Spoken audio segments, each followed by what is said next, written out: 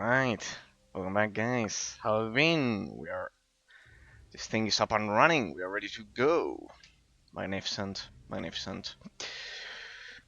Sorry that I'm a bit late, I had a problem with the audio of the game. Apparently when you open the game after changing the surround sound to stereo with two screens, apparently it stops working and I had to restart everything, but no matter. Seems to be working there. You have no idea how many things I have to do before I actually launch my stream. It's a very special case because kind of like uh, I like to use kind of like surround sound, 3D surround sound for my offline gaming sessions. But then for some reason, no streaming platform supports surround sound, so I have to actually downgrade the sound to stereo to kind of like only two channels instead of simulated multi-channel. And I know what you might think that simulated multi-channel on headsets is not as good as on TV. Trust me, if you do it right, I strongly disagree. For example, I think Linus Tech Tips said once that it wasn't as good. I strongly disagree with that. A properly configured headset, a good headset with properly configured 3D surround sound, multi-channel sounds much better than stereo. So the problem is that Twitch doesn't support that, so I have to downgrade everything before I start the stream. There are some streams in which I actually forget to do that, and because of that you might hear the echo. When you hear the echo, it's because in that stream I forgot to turn off the surround sound enhancements, and you'll see how ugly it sounds. Alright people, glad to be with all of you once again. Happy Tuesday everyone. Sorry I didn't salute you. That's terrible. I am the worst streamer ever. No. Happy to be with you once again. Day number 10 of metaphysical analysis of Drakensang 1, The Dark Eye. Pretty much a classic RPG game in the same vein as Baldur's Gate, Dragon Age Origins. We've already done the genre classification. Last time I did a comparison between the real-time with pause combat system from Baldur's Gate, Icewind Dale, Neverwinter Nights, Knights of the Old Republic, Dragon Age Origins, etc., and its legacy when compared to pure turn-based games. Basically, I took the time to do a comparison like that, and we arrived at the conclusion that the abstract complexity of the gameplay mechanics of real-time with pause games was fundamentally higher than in purely turn-based games like JRPGs, something like, I don't know, like well, strategy RPG would be Fire Emblem or Final Fantasy, Bravely Default, things like that. Classic Japanese turn-based RPG games. So the abstract complexity here is higher. I gave you a lot of logical reasons as to why that was the case. Why it was a much higher development, a much bigger development effort to create a real-time with post-combat system for a classic RPG. Among the reasons, the main one that increased the abstract complexity of the gameplay mechanics was that there's a concept of reaction times, just like with real-time strategy games, and there's a concept of not only reaction times, but also a lot of development decisions related to the level design of the game. Like, for example, narrow passages that require much faster reactions, as I've said.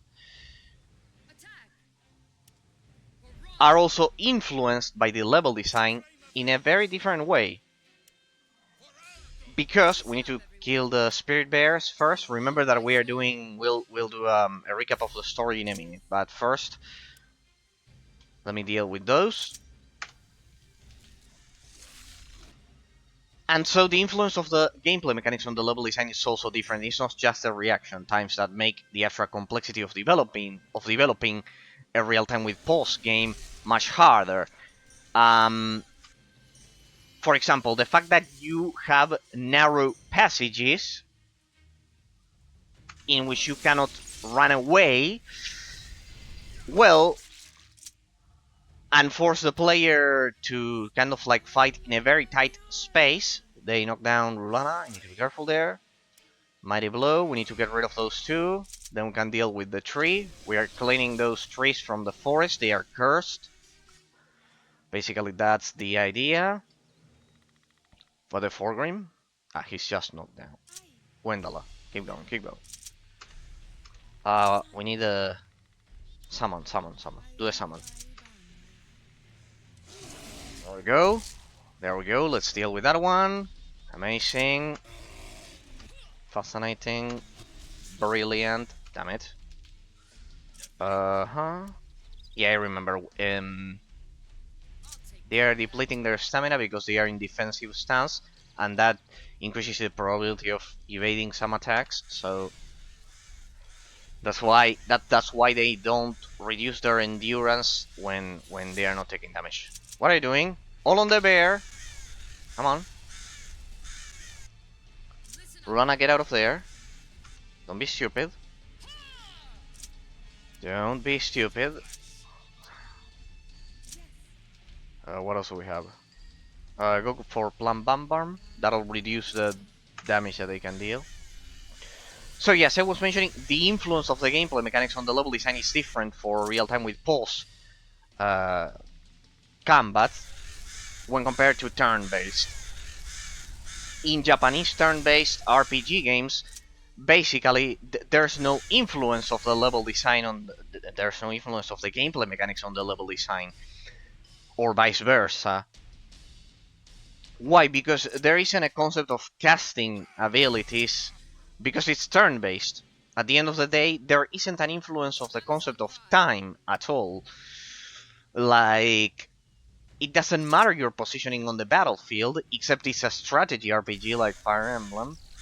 But for classic Japanese RPGs like Final Fantasy, for example, there you won't have an influence of the gameplay mechanics on the level design, because there won't be positioning. Think about Bravely Default, think about Final Fantasy, think about any classic Japanese turn-based RPG, and you'll see that there isn't an influence of the terrain, of the level design, on the gameplay mechanics, because characters are statics. Think about old school Final Fantasy games, they are the prime example of this. And since there isn't an influence of the level design on the gameplay mechanics, the abstract complexity of the gameplay mechanics is much lower when compared to the formula of Baldur's Gate, of Neverwinter Nights, of Knights of the Republic, of classic real-time with post-combat games, Dragon Age Origins, for example. Oh, they're very, very powerful, huh? We should go for Plum Bomb Heavy Arm. That'll reduce the damage. I know, but I think that's a passive aura. No, just heal Rulana. We'll switch Gwendala to a more of a healing role there. And for Grim, I bet he can take some more blows. Let's go for Thunderbolt, shall we? There. It's kind of like a periodic damage over time. So, as I was mentioning, related to what we discussed in part 9 in the previous stream, just as a little recap, people, basically, the abstract... There we go. That was quite close. That was quite close. I remember that in some of the reviews that we read at the beginning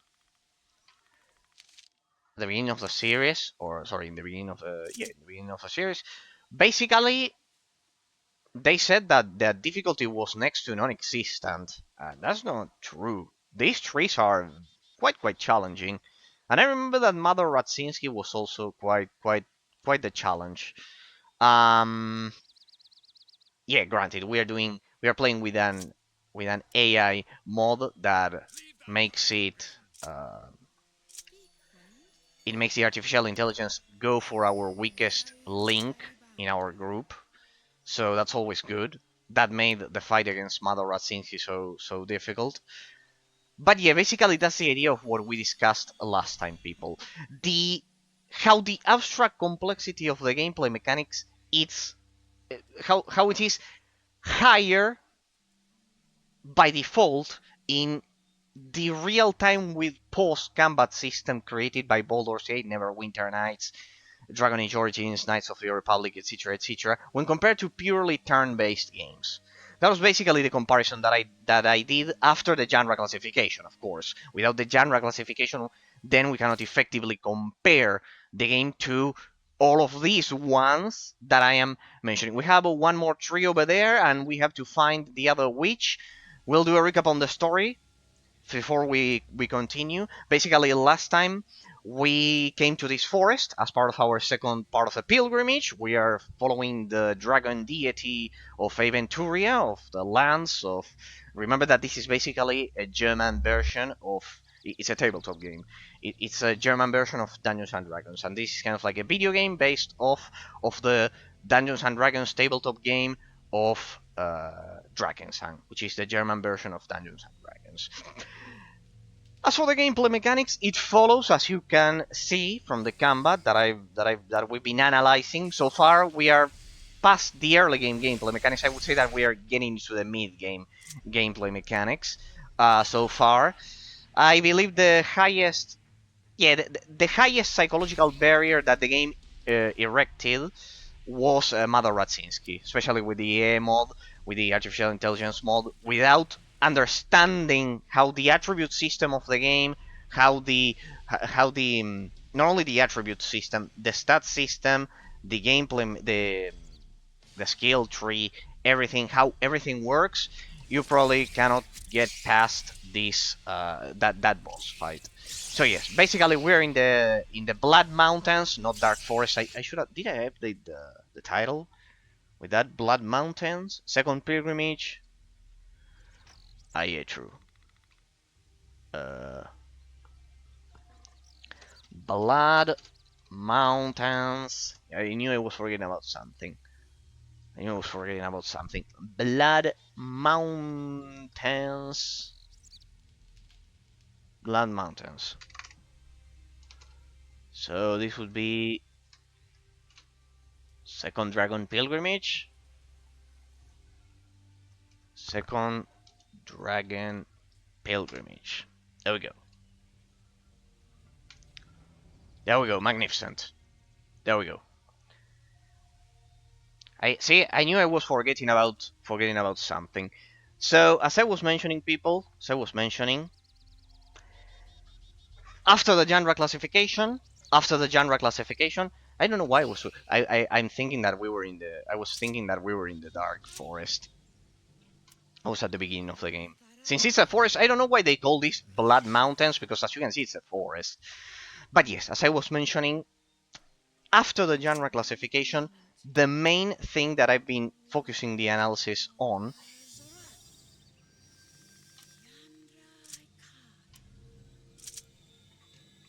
is the combat system, the gameplay mechanics. And since it's a classic RPG with real-time with post-combat, it follows the formula of Baldur's Gate, as I've said. And because of that, hey, they changed the formation there. I don't know. Well, whatever. Where was the other cursed tree? There. We need to find that one and deactivate it, and kill it basically. So, as for the story, we are here in our second pilgrimage. We are following the dragon deity of Drakensang, basically of Aventuria, and we are the chosen warriors that are meant to save the land, basically. So this is the second part of the pilgrimage. The first one was to Moorbridge. The second one is to these Blood Mountains. And so far, the game behaves in terms of the level design rather than the gameplay mechanics. Just to have a little recap, we are basically kind of like a guild of heroes. Pretty standard Dungeons and Dragons fanfare in that sense. So far, the level design feels like a BioWare game. It even has the golden user interface of a BioWare game. It has the semi-open world level design of a BioWare game. Think about Dragon Age Origins, Knights of the Old Republic, etc., etc., etc. Jade Empire. That one is always forgotten. So, level design wise, just like a BioWare game. Gameplay wise, real time with post combat system, pretty well executed if you ask me. Pretty well executed so far. As you can see,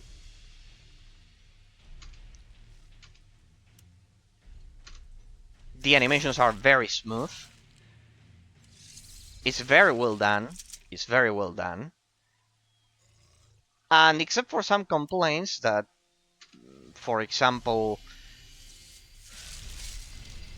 well, I don't know, I would have added a bit more of item variety, kind of like the armor that we use is kind of like standard for all classes, because while the game has 20 classes, um,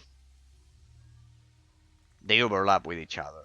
The gameplay mechanics overlap with each other. Kind of like, for example, I'm a battle mage, and I have the same spell repertoire, the same spell book with the same spells as Wendala, who is a ranger, except for some variations like this Saman. It's basically they basically overlap. We both use Ignifox Burst of Flame. In that sense, it follows the formula of Baldur's Gate. And as to why we are fighting these trees, it's because you have a bit of choice in this game. There's a moral system. So it's quite grey, similar to The Witcher. In that sense, all German games, German, Polish, in that sense, all of the games from Germanic developed games would be all German originated games generally follow the structure of the gray character. Think of it like the Great Jedi, basically a very neutral morality system, like The Witcher. The Witcher, it's like that. It gives you three paths, and they are all equally kind of like sustained. As for the rest, as I've said at the beginning, higher abstract complexity than purely turn-based combat, because of what I said, because there isn't a concept of time or positioning, and in this game there is. In JRPG games, in turn-based JRPG games, there isn't a concept like that. So in that sense, I'm always pleased with the genre as a whole. I would specifically say and recommend you to get this game over Divinity Original Sin as your first experience in the classic RPG genre, in case you haven't played any. And also another thing that we talked about during when analyzing the stats system of the game, I remember it was that that the armor system uses a positive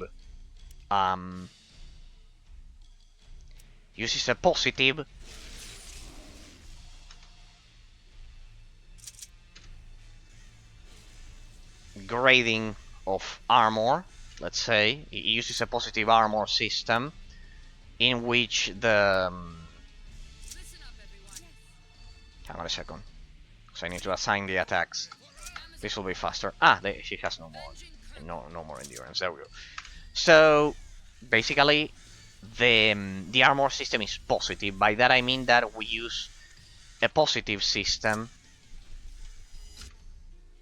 that as it increases, the higher the number, the better the armor. That's basically the idea. The higher the number, the better your armor is, the higher is the probability of evading blows, rather than reducing damage. In that sense, it's just like Baldur's Gate.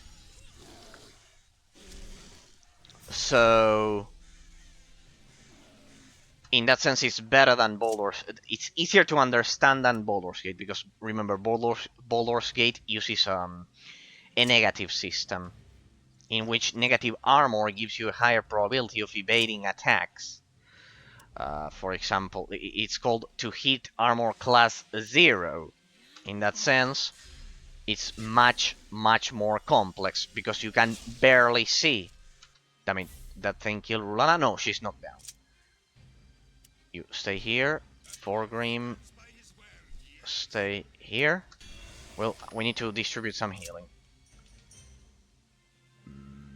Ah no, I already healed her. Good. You heal Forgrim, and let's send Forgrim over there. Yeah, I need to ensure he's not out of range. I should heal Rulana, that's for sure. No, Rulana stay. Well, yeah, not like there's any probability, there's any possibility of escaping. Go ahead.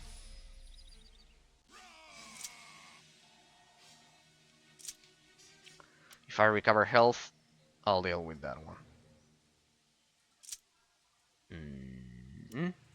Mighty blow. Yeah, this is a bit low.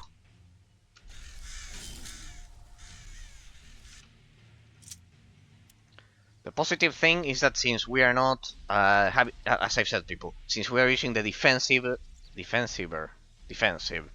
don't know why there's an R there. Since we are using the defensive style, if any of the tanks is hit, then it will reduce endurance at the cost of increasing the probability of evading damage. So there's that. Okay. Come on. As you can see, it's round-based. Internally, it is turn-based, but it is much better than, for me, real-time with pause than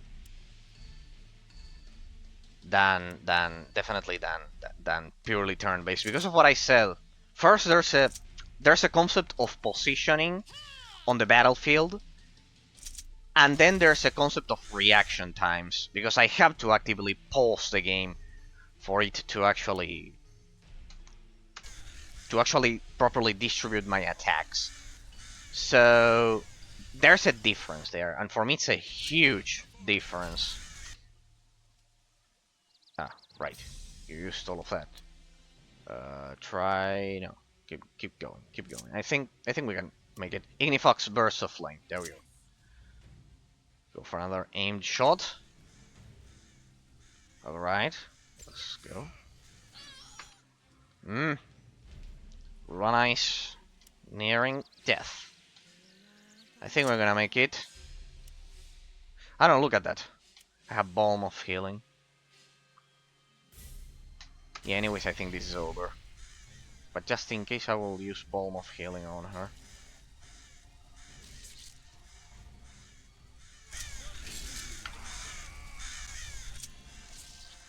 Oh, right. There's no number 10 on the keyboard. True, let's do that for that one. Nicely done. The destruction of the witch trees has been updated. Now, you must be wondering, why are we killing witch trees exactly? Well, because we sided with the Inquisition. You could choose to side with the witches or the Inquisition here in the Blood Mountains. Basically, the two groups that are exploring the forest. Basically, just so you have a bit of a context. So we have to find the witches. We've already killed one of them. You can choose to side with the witches in case you want to go for a more rebellious stance. So that's always good that they give the players choice. That's always positive. And yeah, basically a positive armor class system, as I've said. A positive armor class system. Let me save. so we don't have to do that again in case something happens. Not like the game crashes like Sacred 2. It doesn't crash like Sacred 2, I promise. That's for sure. Let me see how it's perfect. Perfect. The stream is smooth and we have the sound. Yeah, I don't know why it stopped working at the beginning. Okay.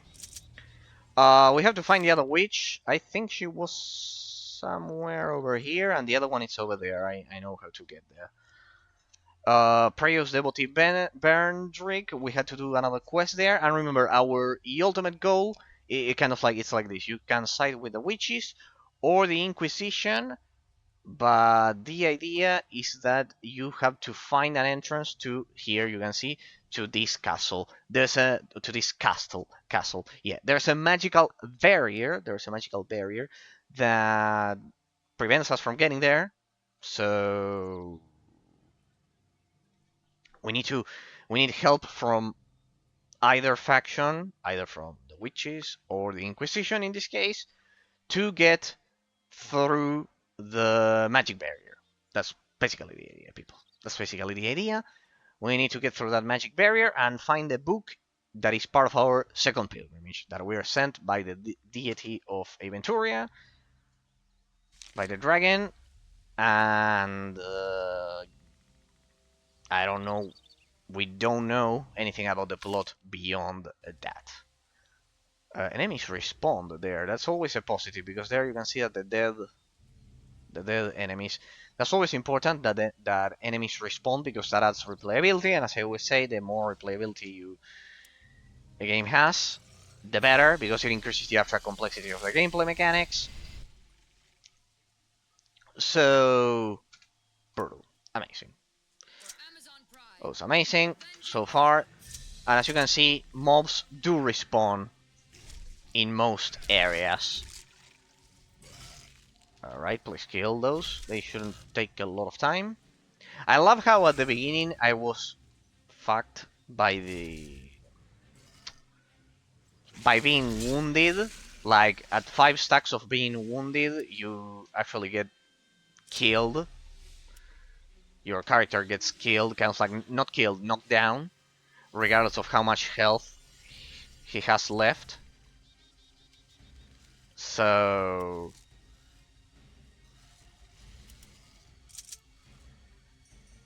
in that sense, being wounded at the beginning by the rats was kind of like the main reason behind my slow start. But now that I understand the gameplay mechanics, we're going much faster. Like, except for Mother Radzinski with the AI mod,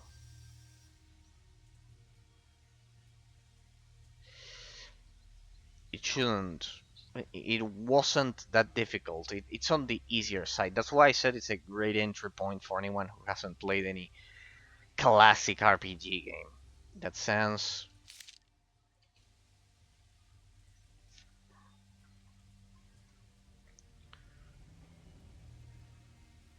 sense, alright, we need to find 2 more witches. Held Witch Tree, indeed. It's good, as I've said, that the game does have a morality system that you can choose. It's always good because it enhances replayability. You can choose both. You can choose kind of like, you can do 2 playthroughs and side with different factions. So far, this is the only instance I've seen of this. It's the first time, the Witches and the Inquisition. But I bet there are more. There are more choices, or at least I hope so. So far as for the rest, I love the combat system. It's well paced. The internal timings of the turns are well done. I don't see how it would be different than Baldur's Gate. Kind of like they have very similar uh, timings. They have pretty similar timings. So yeah, pretty much. So we are looking for a witch called the Man-Eater. I remember that very vividly. These are the ray of light. They are the the soldiers of the Inquisition. And if I remember correctly, she was somewhere over... I think she was at the entrance of the forest over here. At the Dark Forest. It is the Dark Forest. And these are the Blood Mountains. So the Blood Mountains are only... See, I wasn't crazy calling this the Dark Forest. Wasn't the Dark Forest kind of like part of the tutorial level that we cannot go back to? They used the same name for a different location. Could it be at the beginning of the game? Am I crazy or what? Saphira's hut. There it is. There. I don't know if you can read it. Maybe you have to... Can I zoom? I can zoom in for you. There you go. Saphira's hut. That's the other witch. Second witch that we need to deal with. In the name of the Inquisition. Yeah. You can side with the witches if you like, people. But as I've said, they didn't inspire me any confidence. They didn't seem me dependable, reliable at all. They seem to have very, very dark intentions. So yeah, pretty much. As for the rest, I think we've analyzed all of the basic aspects that the game has to offer. I would say that we are well into the you know, not in the middle of them of the mid-game gameplay mechanics. We are starting. We are at the beginning of the mid-game gameplay mechanics, I would say, like that. So the other witch was... Ah, yeah, right. This is the other one. I remember now. I knew it. The other one that this one is not the man eater. This one is like Saphira that gives you kind of like potions or some shit like that. So, did I select all of my characters? Pathfinding is very good. It's very good. The game has some intricate maps, and as you can see, she has already started attacking. I know it's another witch tree. Damn it! Didn't see that coming. Have you seen it? I didn't even see this one. Alright, we'll fight kind of like on top of, well, not on top of the tree, but right besides the tree. There we go. We'll begin with a Thunderbolt here. I think they are not affected. The spiritual bears in this game hit like a truck. In case you are wondering, people. Alright, go ahead. Thank you. I think this one already attacked. Yep, pretty much.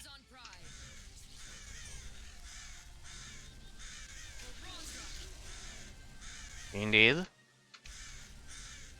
Consider that I am able to fight kind of like at this capacity, at this level, because I have a pretty well equipped party, and not only that, not only very well equipped, it's also the fact that we got a lot of experience, right? Remember that, people, because otherwise it will seem very, very easy, and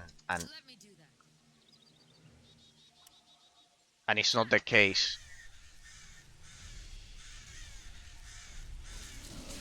Consider that I have a summon here that I learned out of the gameplay mechanic. Damn it, that bear killed Rulana in one blow. See, I told you that they were dangerous. That's why you have to kill them. Why are you waiting so much? Shit for green. Shit for green. Shit for green. I should have gone for... I don't know what happened. I don't know what happened there, but those bears are definitely dangerous. They killed both of my tanks. Well, but now you can see what I was mentioning a second ago. That it may look easy, but it's not. Resummon the wolf. Is it me or that bear is more powerful than the previous ones? Or they were just lucky with the dice rolls. Remember that here, every attack is kind of like a dice roll. Do we have, without fastness of body, we are dead. against this beast. Let me try Plum Bomb Heavy Arm this time.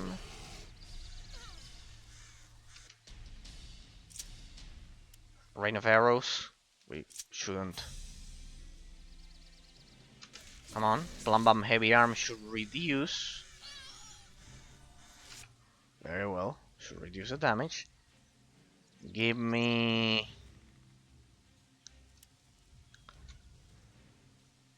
Well, no, Lightning Fine, yeah, makes no sense. We need to deal some damage to this thing. Alright, I'll act as a tank. Or not. Ah, that's better. Yeah, I think I should have cast... I should have gone for Plum Bomb Heavy Arm previously before that thing killed both of my tanks. Stay put. Go for a spell. If it weren't for my salmon, we would be fucking dead. Isolate Dan. Another knockdown? No. Not at all.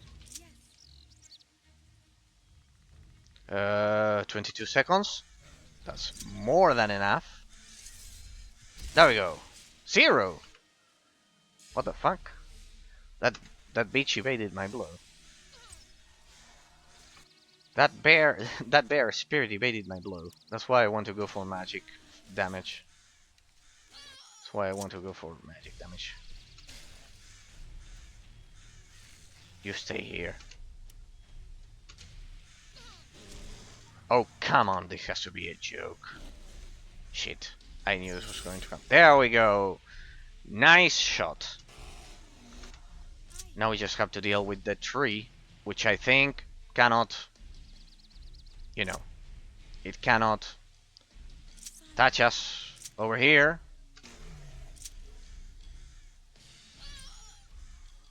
Ah, it's dealing damage to my other characters.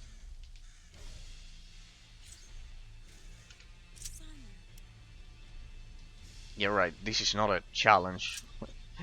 If you can attack from a distance, I guess.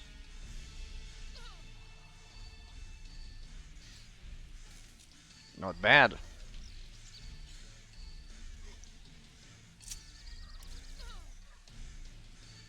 It's still dealing damage to my knockdown characters there. 11, nice hit.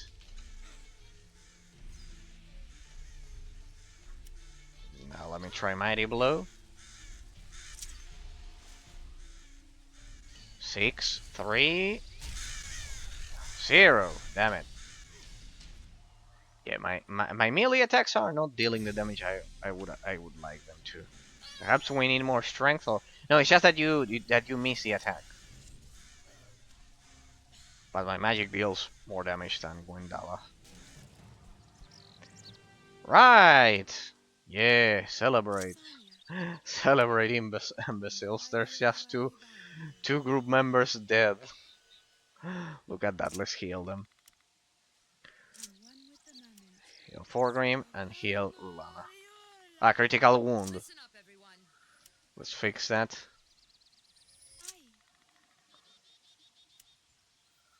Let's fix that again. Remember, when characters die in this game, they are knocked down like that. You have to heal them. Reactivate the buffs, please. There we go. I know it's tedious, but it's part of the charm of a classic RPG game.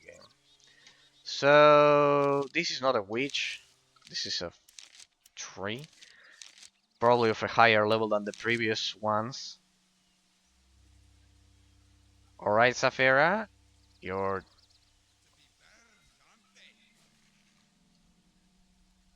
death is at hand. Damn it, she's not here. This is kind of like a huge middle finger to the player. Did you think, player, that we were so stupid as to leave the witch that you have to kill for the other faction right in the spot where you were supposed, where you met her originally, so you can kill her so easily? Well, it was worth a try. Then where are the? Then they changed locations. and it was a trap because this this tree wasn't marked on the map for me to deal with it. Alright, so I guess we'll have to go up against the two witches over at their dancing grounds or some shit like that. Let's purge this land from their evil grasp. Okay. So she's no longer over here. Probably if you side with the witches, you have to kill Inquisitor Dabania and the rest of the Inquisitor camp. The rest of the Ray of Sun camp with the rest of the Inquisitors. So yeah, pretty much. Pretty much. In that sense,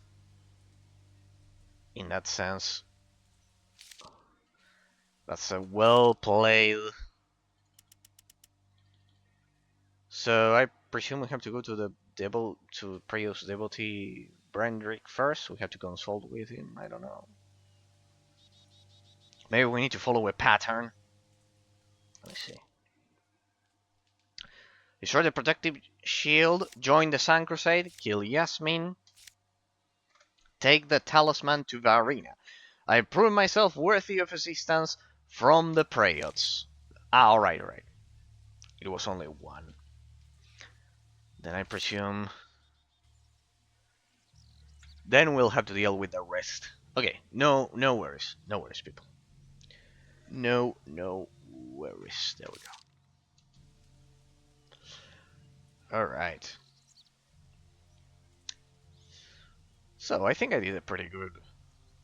Ah? The fucking bears are respawning.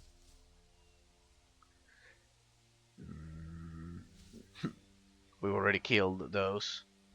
How do you get over there? Ah, maybe when you relog into the game? Well, whatever. Whatever. It's all experience in the end, so it's always positive to deal with these bears. So people,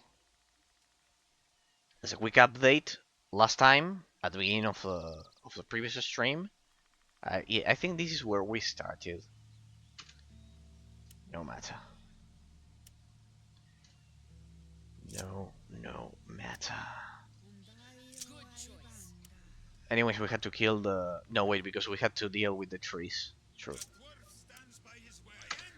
Go ahead. Be careful, that's a lot of bears. Careful, because that's a lot of bears. Let me... Should start burning the other one? No. We should concentrate our damage on the ghost bear. Ghost bears are always much more... They are always tougher than the standard ones. Remember our rule, people. Our rule about bears. If it's brown, fight back. No, if it's black, fight back, because it's a smaller one. This is the smallest out of all of them. If it's brown, play dead. It's a bit bigger and dangerous. And if it's white, run away because you are dead. Because that one is kind of like starving at the North Pole. Over at the over there, and that one doesn't care if you are dead or not. It will attack regardless of whatever you do. So after that useful survival tip that you probably should ignore, because where I live, bears aren't a species. Like, there are no bears down here. Like, we have sloths, but not bears. We have penguins, but not bears. We have pumas, which are like a small version of a tiger, but not bears. So, and we have a variation of the what's it called? A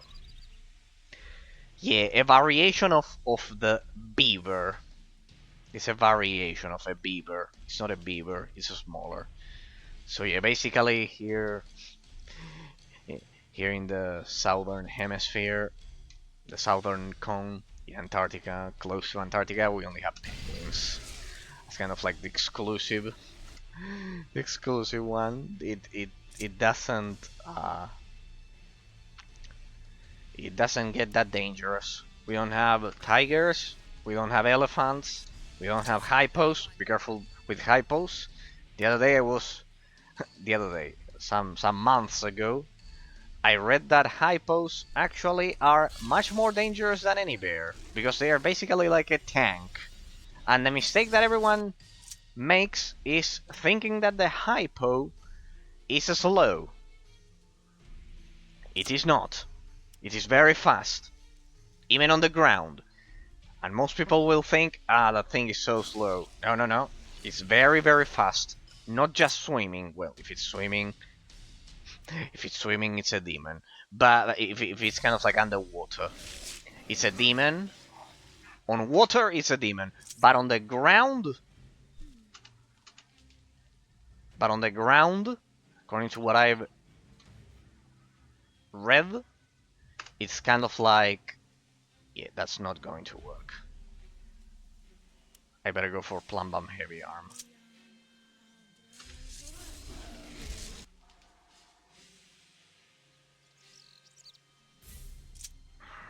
This is becoming a recurrent pattern.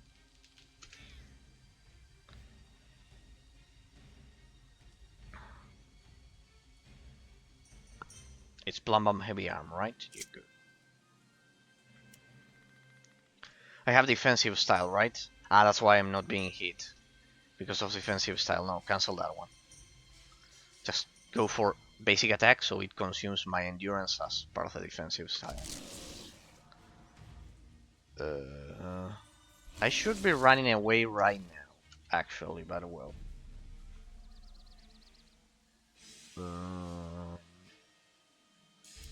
Maybe with Plum Bomb Heavy Arm we can work something out. Because that will reduce the damage, and if that reduces the damage I'll be able to accumulate endurance and the defensive style will deal with that. As long as I don't run out of fastness of body. I have 65 seconds. Damn it, shit, that's not good. Right, Plum Bomb Heavy Arm. Go, Rain of Arrows, go, go, go. Go, Thunderbolt, go, go.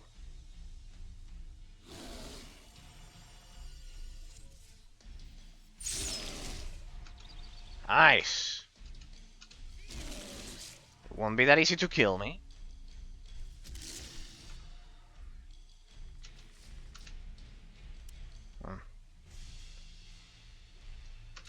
Mighty Blow, let's go. Rain of Arrows on the other one. Don't waste a single second. I can deal with this one. Come on. Nice. Good hit. See, 10 points of damage. See? It wasn't that. Reactivate Plum Bomb Heavy Arm. 36. Go. Double Lightning. Double Lightning Blow. Come on, we need to finish this. Let's wrap up. I still have Eagle Eye. If I run out of the second I run out of fastness of body, I'm dead.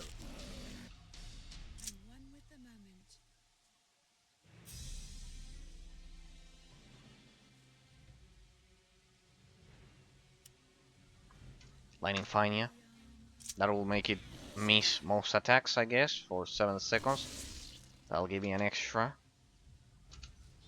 time. Come on, kill it. I have no more energy. Darn it. Darn it. Thunderbolt, let's go. Oh, nice hit. 10 points of damage from a normal attack. That's very, very good. There we go. Rain of Arrows is ready to go. Good. I could have pushed it even a bit more. Magnificent. Magnificent. Look at that. Look at that. Look at that. Look at that. That was a fine battle. That was a fine battle. Uh-huh.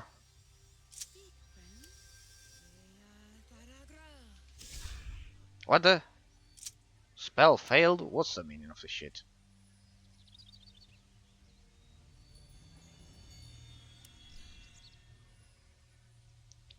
Use it on yourself. Reactivate the salmon.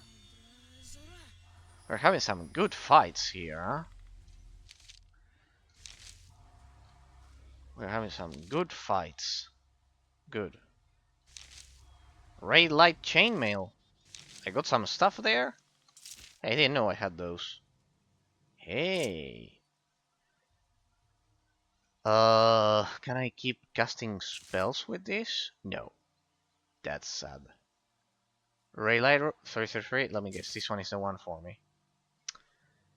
222. Remember the chest, belly, back. They are kind of like here. Kind of like you have to distribute them as equally as. I'm using a very good robe there. Triple 4 2. No. Let me see. Maybe it's better for Lana. I don't know. No, triple 4 1 and 4 ones. Ah, yeah. Lana or Forgrim. No, no, no. Forgrim has a better one. 4 for the chest, for the belly and the back. 2 2 and 1 1. Ah, so Lana has a worse. Yep. Lana's is the one that she's using is worse. Good. Good. Sure, chainmail. I can't equip that, right? No, I can't cast the spells. Damn it. I think this one is using... No. I mean, it's actually worse than the gear that I was using. Alright. Bronze, bronze, steel plate, blah, blah, blah, blah, blah, blah. Good, good, good. Do you need to... How many arrows do you have? 6. Damn it. Let me do that.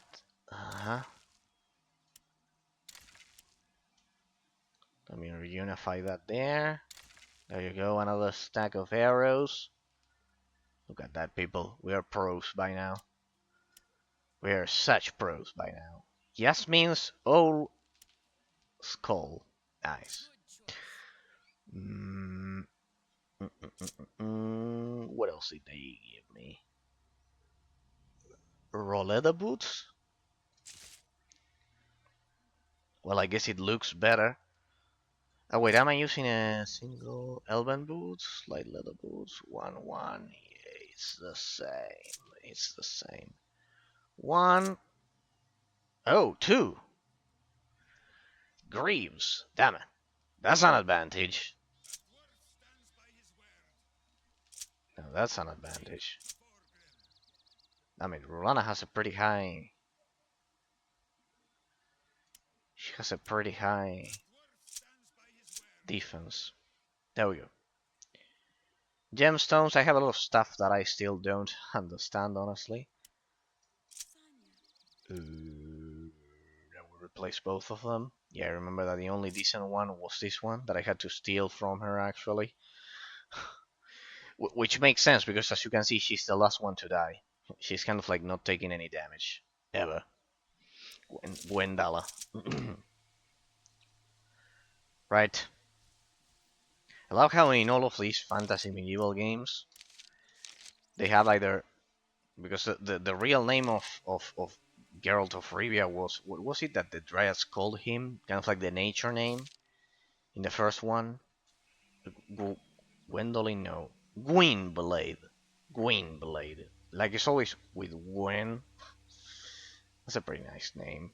I always like that name. Besides, it's the name of the cousin of Ben 10. Damn it, such a good show. Sadly, kids have shit nowadays, sorry. I love it when people say, you just say that because of nostalgia. It's because of nostalgia that you say that. Now we have good cartoons. No, they are literally shit. They have no meaning at all, and by no meaning I mean they don't give any moral lessons. They have no purpose at all. That's another thing. They have no action. Besides, I love it when people defend kind of like late 2000s cartoons, specifically Adventure Time and Steven Universe. God. God, those two are shit. Those two are the some of the biggest piles of shit I've seen. And Adventure Times fans are probably hating me right now. But anything from the early 2000s and 90s, even the worst, I think it's better than Adventure Time. Like, I love how they mask the incompetence. I love how they try to conceal the incompetence, the lack of talent to create good action sequences with. I know, but it's not an action cartoon. Those are no more. We cannot have action. We need to have a comedy because it's better for all ages. Because otherwise, kids will be violent in real life. I love it how they destroy the concept of action cartoon 100% because apparently that's going to turn everyone into serial killers. So yeah, that's basically the idea. Hey, those are some nice criticals.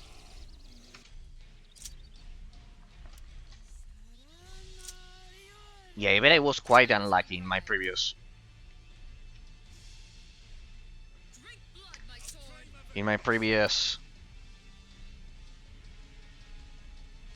dice rolls. Can I knock down a spirit bear? No, that that's a stupid. How are you going to knock down a spirit bear? Should have figured that. Should have figured that. Oh well. Anyways, I don't think we need anything else. Just go for basic attacks, I guess. Go for mighty blow. Like, run any reason she got a stack. What's going on here? So yeah, Ben 10 basically destroys Adventure Time 1,000 times. But Adventure Time has a more complex story. Yeah, but I watch an action cartoon because of the action. And the action in Adventure Time is shit. The frame pacing is shit. The animation is shit. The action sequences are shit.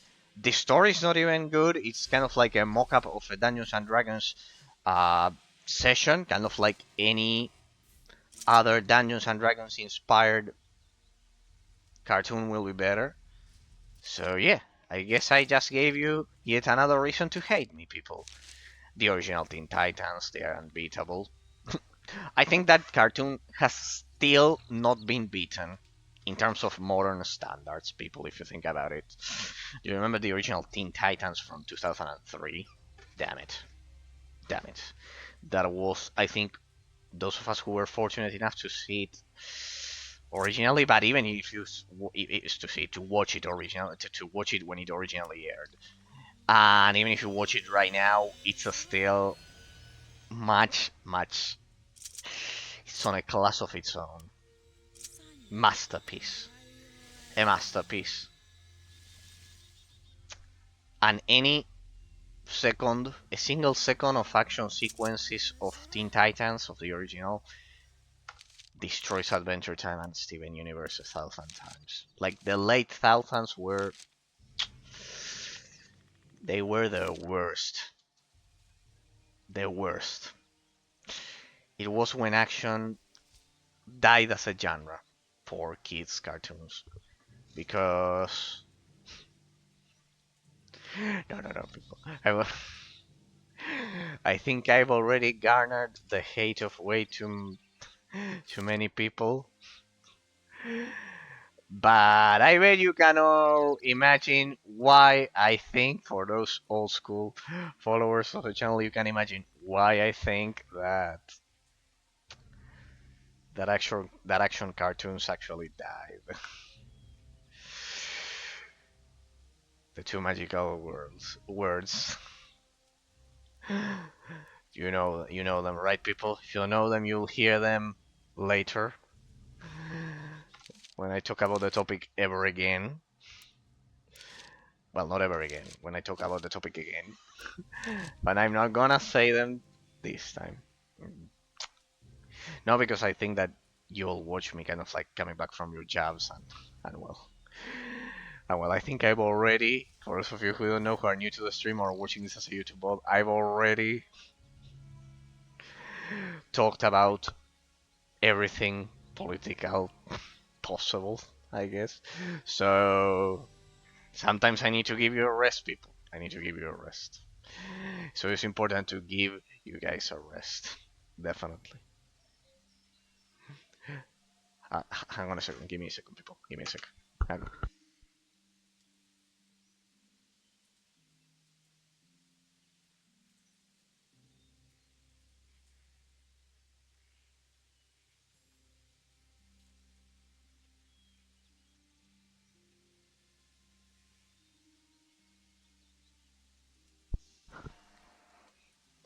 Sorry, I had to receive something.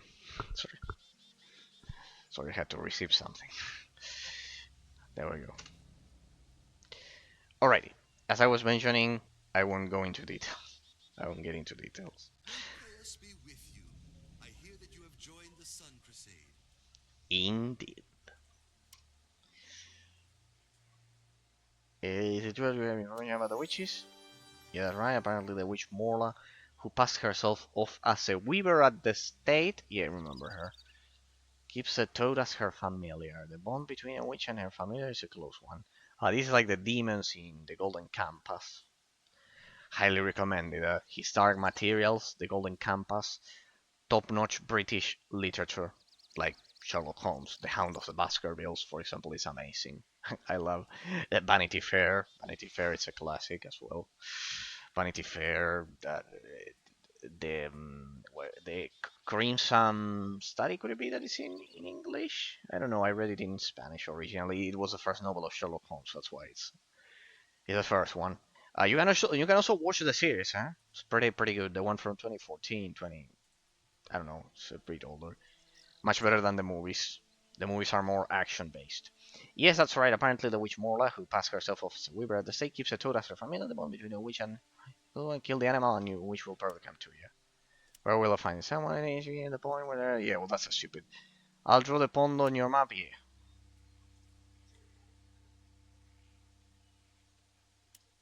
I haven't managed to find any more than that. You're better off in Dark Forest Manor.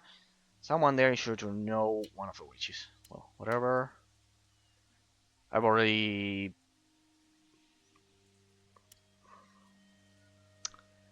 talked to him about everything in the previous stream. Yes, she adheres very strictly to the rules of our faith, and she demands the same of others. She's on fire about the Sun Crusade.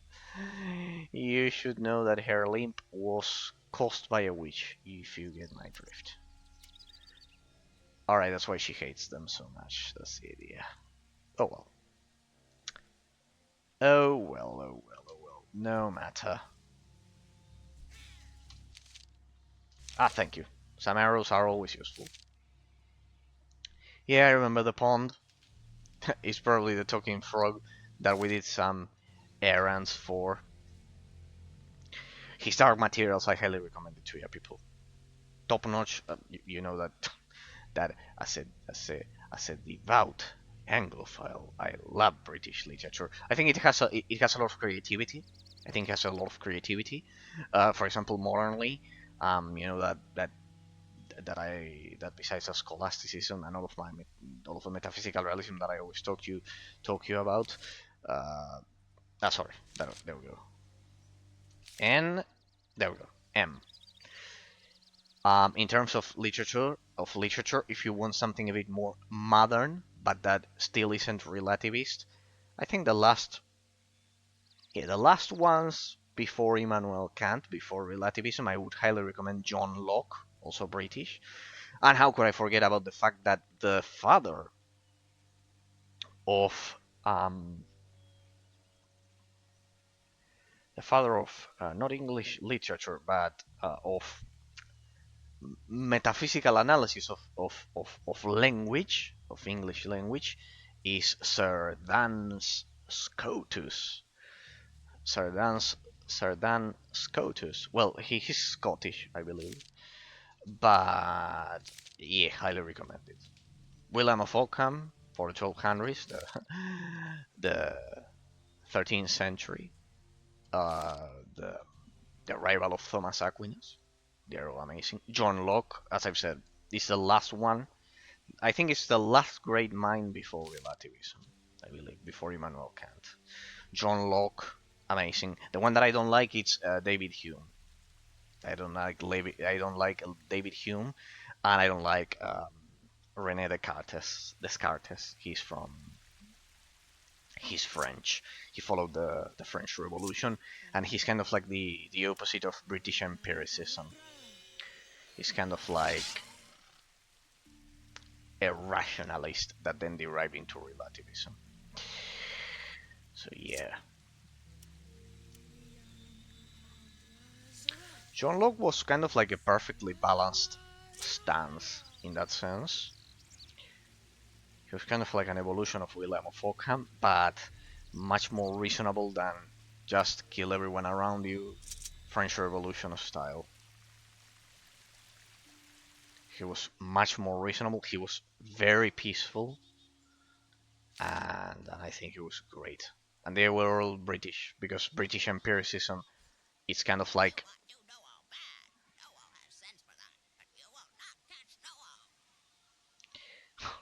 I wasn't expecting that. Uh, is this a joke? Alright, Knowall.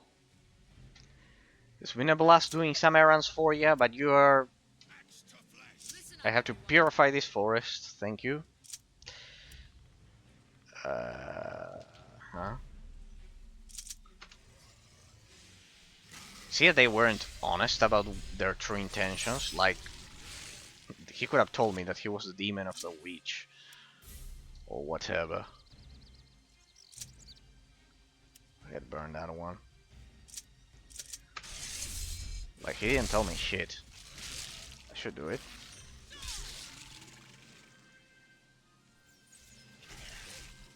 What is that? Fear! That's something that you don't see every day. It's basically like a stun. You will try, my old friend. Anakin, Anakin, Anakin. More of them! What the? Killed my little Knowall, you murderer! You will pay for this in Sanctuaria's name! This is another one that disguised herself as a kind of like a commoner over at the human settlement. So try your worst.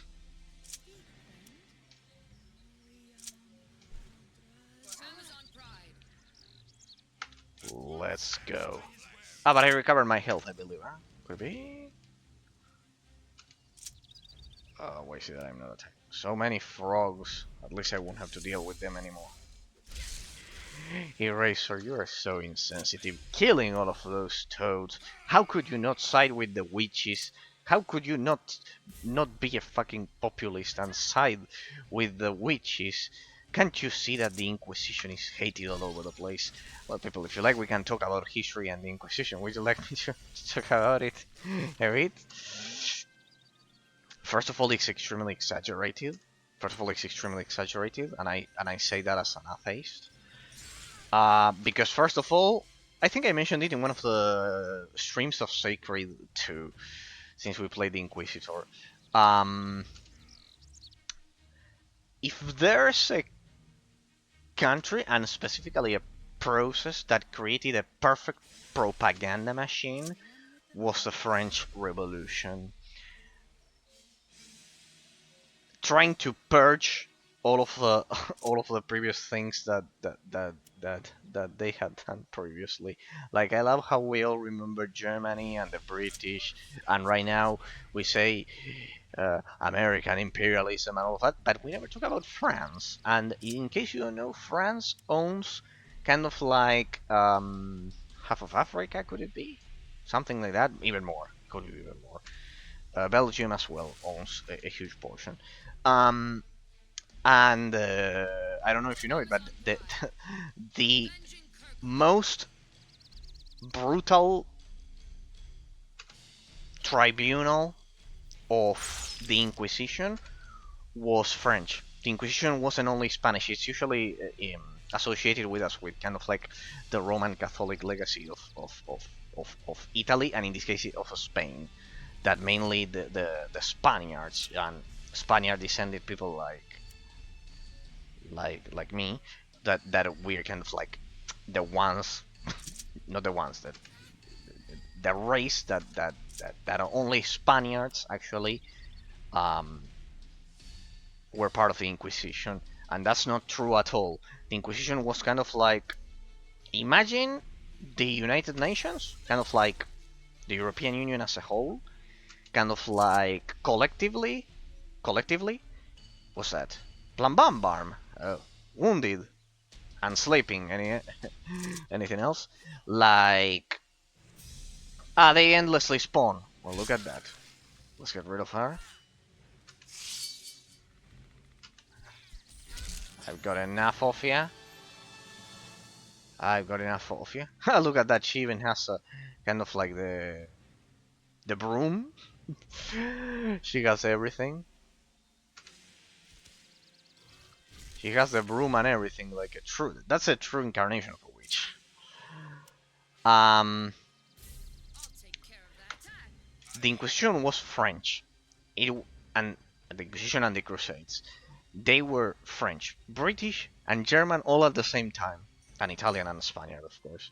The problem is that the line of defense against the Moor invasion of Europe was Spain, basically because it's kind of like the connection.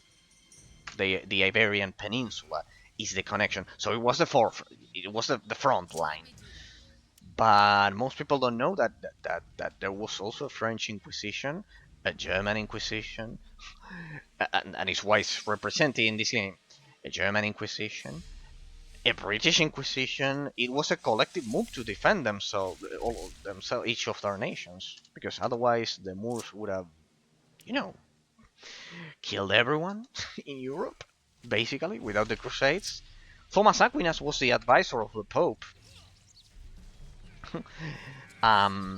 Precisely when they were declared, because he developed the concept of just war, and there are a lot of concepts that I won't get into. It's if you like, I can talk about that, but it would be even more unpopular than the things that I usually talk about. Let me do that. Yeah. Sadly, they had to resort to that, but they were being fucking invaded. What are you gonna do? Don't invade. Don't invade Europe. Don't invade. Don't hate Christianity. I don't know. Well, Christianity and Protestantism, because they were destroying both of them. The legacy of the Anselm of Canterbury was also being destroyed. Anglicanism as well. So yeah, pretty much. The genius was actually, well, the genius. There were a lot of them, but William of Ockham was. I respect him as the rival of Thomas Aquinas. William of Ockham was kind of like, it was kind of like an early incarnation of John Locke. We've gained the trust of the Inquisition, I guess, or what? But as I was, there we go. Find Albina. Find Albina's weakness. Has gone into hiding. I have to find a way to lure her from her hiding place. Speak to Davania. I've spoken to Davania. If I help him to hunt down the remaining witches, he'll help me to break through the protective shield. I love how, in all of these games, the Inquisition is always demonized. Kind of like 100%. Like, it makes you kill a lot of innocent toads, I guess. And kind of like superstitious. They are presented as superstitious, but you would be surprised to find out that the Spanish Inquisition was among the most benevolent. The French one was much more brutal. Out of all of the judgments that they've done, I, if I'm not mistaken, it was 10% of them, only 10% of them ended up in execution. And if you think about the fact that they even had a judgments, a judicial system in which they considered the proof and those things, that's highly advanced for the 1200s and the 1100s. People have no idea what they talk about because they are always looking at reading things from the standpoint of revisionism from 2024, 2023, I don't know. Um, and if you think that the equivalent, like the other judicial system that we had was the back then that they had back then, it was the trial, the ordeal, which is kind of like a trial in which God determines that if you succeed in that trial, like he chose you not to die, for example. That's a consequence of the destruction of the Roman legal system. Uh, in case you don't know about it, people, the Roman legal system, I mentioned it, that it was much more about reciting the formulas correctly, but still, they weren't trials by combat. Of course, they were brutal. If you stole something, or if you killed someone, you got killed. But if you stole something, for example, um, you could pay with your stuff, or you could, and if you didn't have stuff to pay, you would become a slave, and then that slave would go. He turned into an object, basically. He lost something called the what's it called?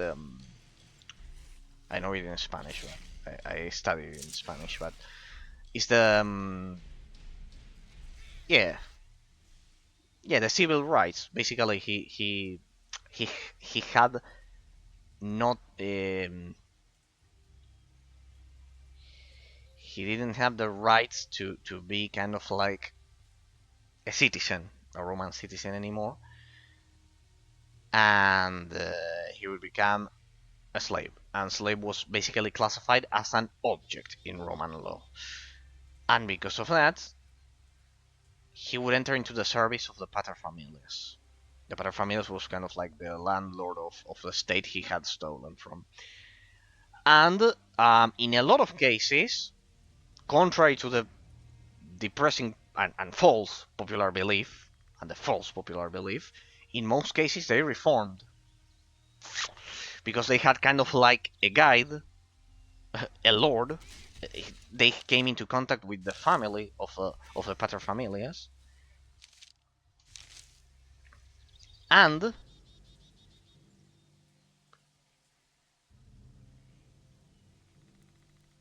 if the slave actually behaved, kind of like if he misbehaved, he could be sold, as I've said. But if he behaved and he actually learned, if the slave actually learned to not steal, to not, well, he couldn't kill. If you killed, you got killed. Uh, to not steal, to behave, to not, I don't know, to not punch people, to not get drunk. I don't know. To not be kind of like a savage, basically. Um, he could regain his condition. It was very, very difficult. Generally, he could end up joining the army and getting paid, and he could do that. It is true that it wasn't the most kind of like Peace be with you. I hear that you have common ending.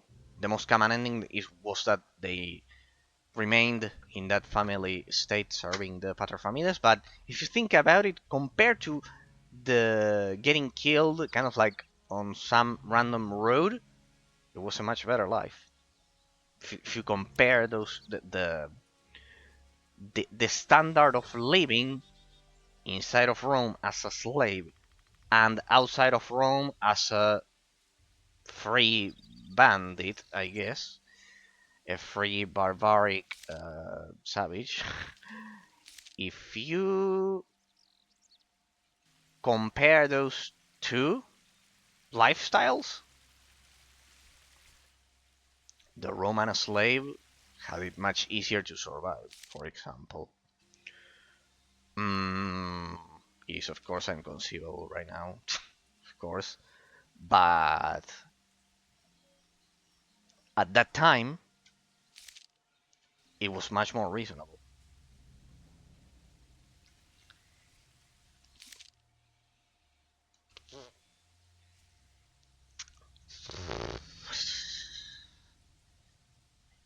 And in terms of the Spanish Inquisition, that it's demonized so much, Eraser, you are saying it because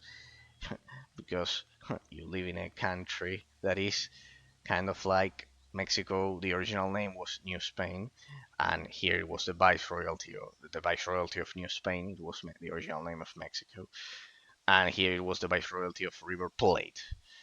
You say it because you have roots. It's not. It's a biased mental perception. It's a biased opinion. No, no. If you look at the data, if you look at the data, you'll see that the usual judicial system that they had was, I guess, this is the hiding place. I mean, it's the only place where we haven't explored. So let's get over there. That's because the. By the way, why does it fail? It didn't fail. It worked. Why does it say that it failed? This one failed.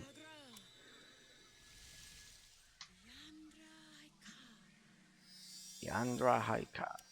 So it's not biased because if you see if you take a look at the data, you'll see that yes, that the usual way of handling problems was to just do an ordeal in the 1200s, in the 1200s, in the 1100s, because the Roman Empire had collapsed, and they had no judicial system until it was recovered after the repeated ransackings of Rome, until the Roman law was recovered, and in the case of the northern empires, the common law system was developed.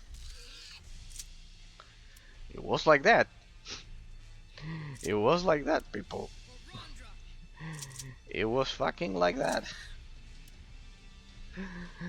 It was an ordeal, and I think a tribunal is a bit more civilized than an ordeal. And everyone says, but the judgment of Galileo, I don't know, in English maybe it has a different name, of Galileo, of him, the guy who discovered that the Earth isn't flat. Um, they always cite that, and he wasn't executed. Huh? He wasn't executed. It's a famous trial, and he wasn't executed. He wasn't executed by the Inquisition. Huh? By that I don't mean that that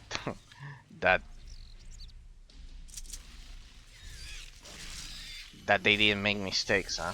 They did, but not even as close as the flag it gets. That's a way too modern word to use with that sentence, referring to something so old. It's not even. It doesn't even come close the amount of criticism the Inquisition gets. Besides, there's the hypocrisy of saying that it was exclusively Spanish, and it wasn't. Hey, we haven't explored this part of the forest. We haven't explored this part of the forest. What's the meaning of this? Ah, this is probably the I can see why we didn't explore this. because this is the encampment of the bandits that declared themselves owners of the forest, and I killed at the entrance. Right. That's the problem. Well, let's get rid of the rest of their stupid gang. Hi there, boys. Are you going to attack right away? What do we got here? Don't look like one of Humbert's losers or one of them pansies from the manor. Not a sun worshipper either. Maybe you'll be good for something. No, this is unexpected. Unexpected.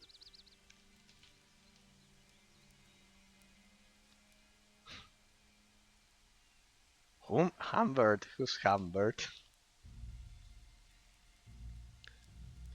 Humbert is the other one that we killed.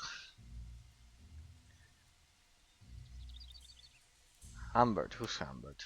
An AC old wretch of a rover. He's been sitting around here too long, keeping capable guys like me, Robert Chief Ronkwer, from our work.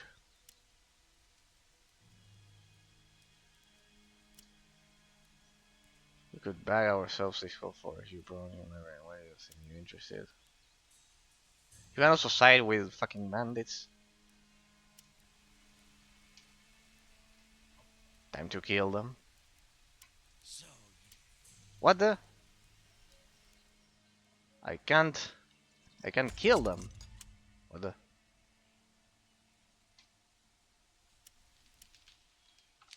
I wanted to purge this place from their miserable existence. I'm sorry, people. I don't tolerate bandits. Sorry, people. I don't tolerate bandits. I don't tolerate people who steal property, and I don't tolerate people who violate the most basic of rights by taking ownership of a forest. I'm sorry. I can tolerate an inquisition. I could even tolerate the witches, but no, no, bandits, no. I love how personal I take some of the games. Like I don't understand people who don't take them a bit more personal in terms of their moral choices. Like I see a lot of people that, for example, choose options that they wouldn't kind of like choose in real life. What's the fun in that? Like, let's see the bad ending. Let's see the good ending. No, that's not funny. What's funny is to behave like you would in real life in a lot of cases. I mean, not exactly, but more or less, an incarnation of the equivalent, let's say. Oh, you obviously never heard of Robert Chief Ronkwer, have you? You roll at the beginning and the end, my men and I had a new prince. We had a new power. We had a new power in that dark forest. I don't know how to speak like that. Humbert's time is up. Now we're collecting that holes around here. Wanna join me, lad? Right, shit. Perhaps another time. So I can kill them. That's miserable. If I can I steal from them and force confrontation? Why is it that I cannot kill that guy? Why is it that I can't kill that bandit? Anyways, I killed both of them. Yeah, right. I remember I need a rogue in my party. Um, well, I need a rogue. I mean, I need to teach open lockpicks to, I don't know, one of my characters. so What the fuck? Right.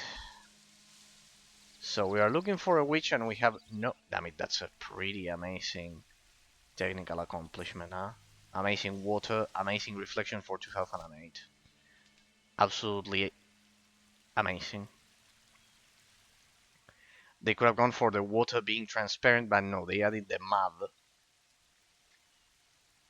They added a tint to it to make it look like mud. Well, it is mud. So we got a witch on the run. We've got a witch on the run. What was I mentioning? I talked about so many topics that I didn't. Ah, yeah, the Inquisition. The Inquisition. The Inquisition wasn't only Spanish. These are the basic things that you should remember if you want to have a realistic viewpoint of it. It wasn't just Spanish. It was. I'm not justifying it, but it was just. It wasn't Spanish. That's a fact. And I love how the the French one no one knows about it. And yeah. Since we talked about since I encountered this topic in the in Secret 2 and also here, I wanted to comment on that because it's a recurrent topic as I've seen, and it's kind of like very demonized in from a German perspective apparently, or at least the developers of the game. I'm sure that German historians know that it wasn't just Spanish. So yeah, it is definitely demonized in kind of like in any French or even English speaking writings. It's very demonized Inquisition, and it was actually a collective, kind of like United Nations, kind of like a common decision by all kingdoms back then. So it's unfair to say that the religious Spanish zealots is more or less like this. The religious Spanish zealots, they were so fanatic that they went on and killed everyone. Oh no! First they were being invaded. First, Hey, what are you doing here? I want to speak to your leader, sir. It's a business matter. He's dead.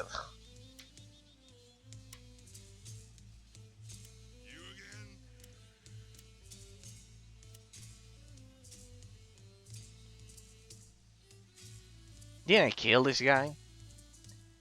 Didn't I kill this guy? Didn't I?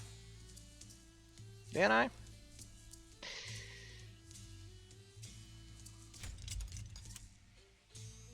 He revived, I believe. I'm pretty sure I killed. Not another one of those.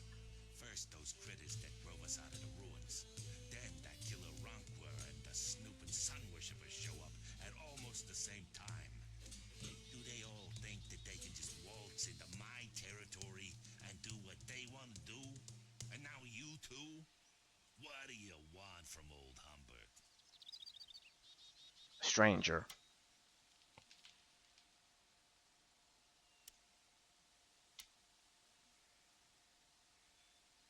What? No. No. What the fuck? I didn't mean to do this. Well, whatever.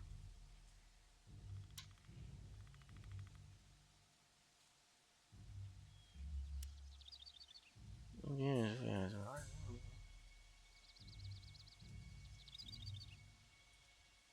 Happened to them in their journey. Oh. I'm sorry, people. I'd rather, if I have to choose between the bandits, the witches, and the Inquisition to give control of this forest to, I'm sorry, I have a clear idea.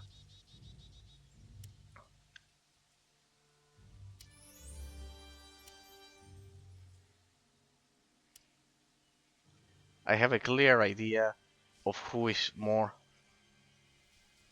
Yeah, we should throw them all to the river, I agree.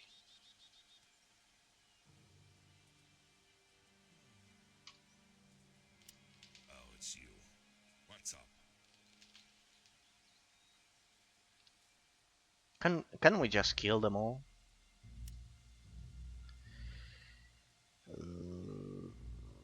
Well, let's see how it turns out. Maybe then I can go back and kill the other one as well. Eraser, you're a fucking bloodthirsty.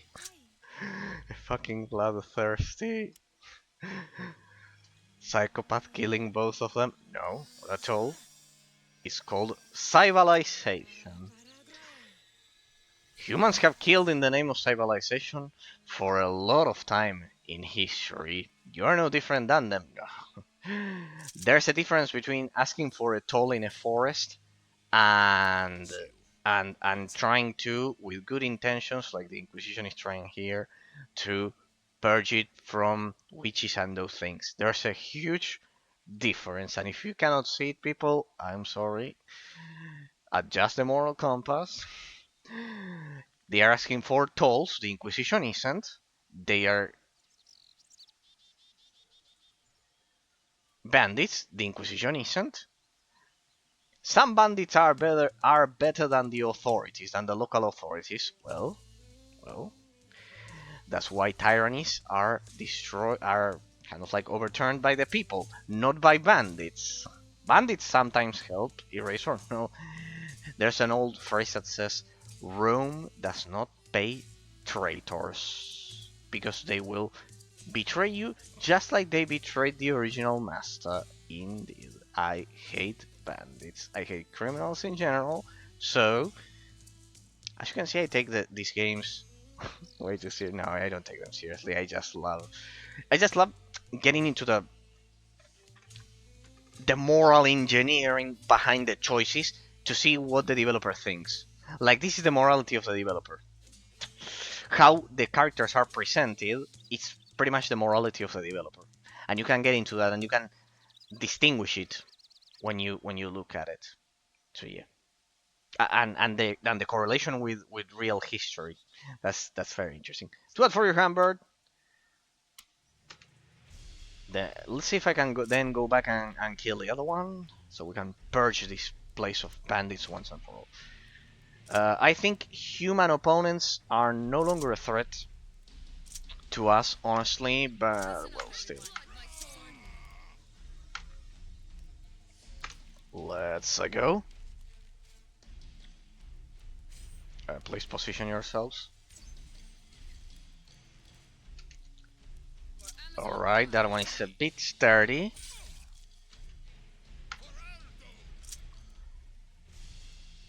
No matter. Oh, look at that. The guy survived some attacks. Hmm.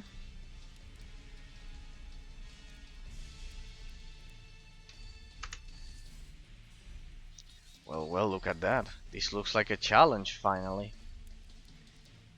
Good choice. Drink blood, my sword.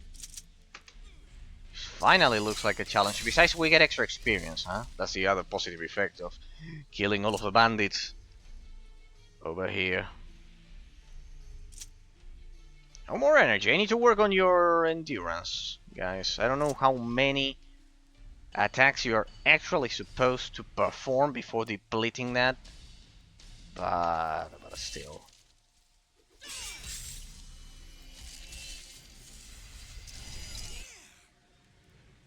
Let me do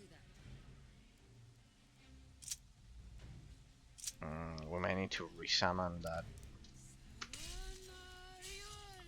Oh, come on. Boss is about to die. The boss is about to die. What did we kill? Ah, the other one. Ah, the rest are very, very puny. Okay. Let's do that then. Can you find out? Ah, there we go. 20 experience points. They actually both died at the same time. In the same round. Good. That was easy.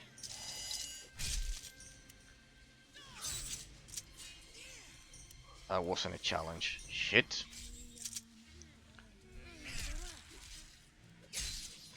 As you can see, I killed the witches, the two initial bandits, and here two more bandits, two more bandit camps.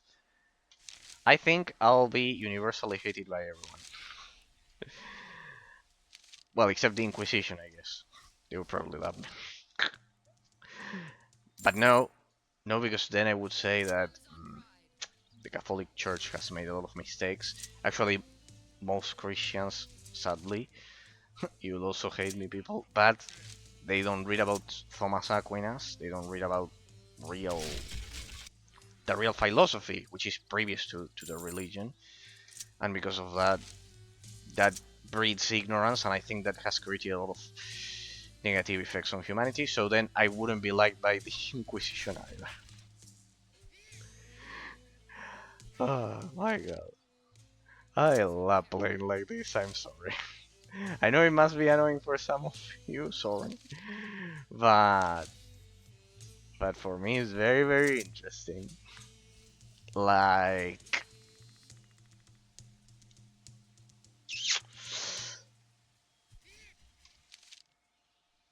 Listen up, everyone. it's amusing the fact that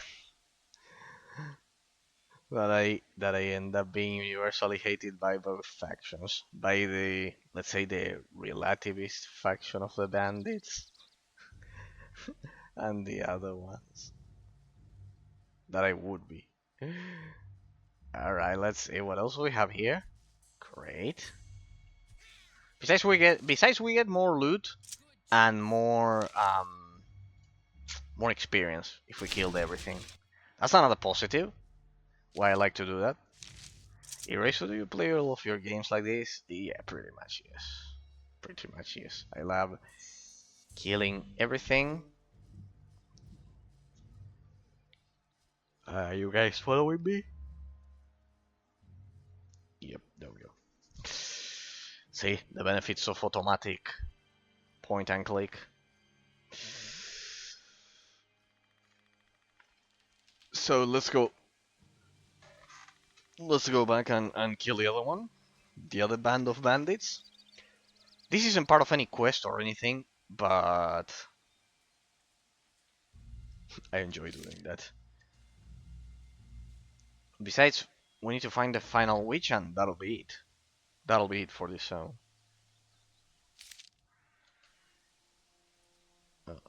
That's it. They reappeared right behind me. That's always very smooth. That popping right beneath the main character.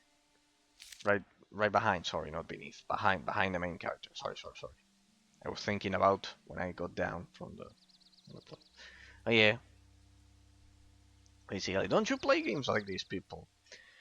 Do you kind of like choose the kind of like a different path that you would not choose in real life, but more or less the equivalent of it. Well, look at that, Ronkwer's crony. More of them to kill, that'll always be good. Oh, be my guest, guys. Thanks for feeding me. You're feeding a monster. Listen up, everyone. Well, you're feeding the Justicar. The Justicar of the Inquisition, I don't know. I don't know what other name I could choose. I don't know, honestly. I'll take care of that.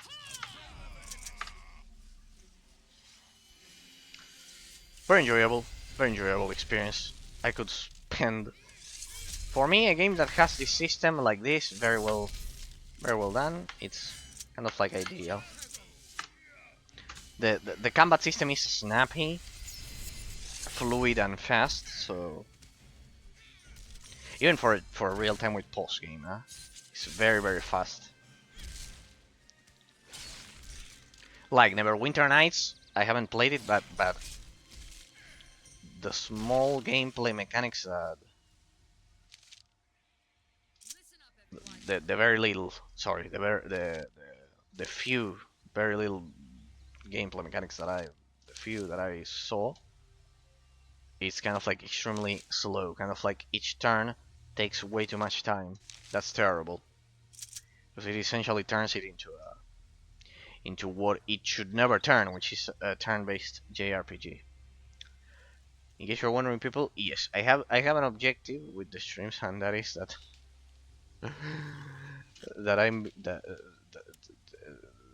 that I remain alone here forever in the stream, being the most universally hated guy.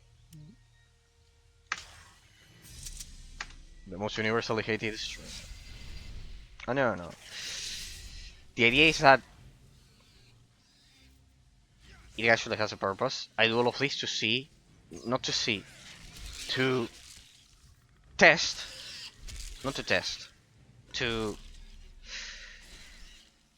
find out how many of you can actually listen to something completely different. At least listen to it, even if you, most probably 99% of people don't agree with me with all of the things that I say. That they are not, you could see, they are never either insulting or violent at all. I give you logical reasons all the time, but I know they are unpopular. I know they are unpopular, and it's actually the method that Socrates used.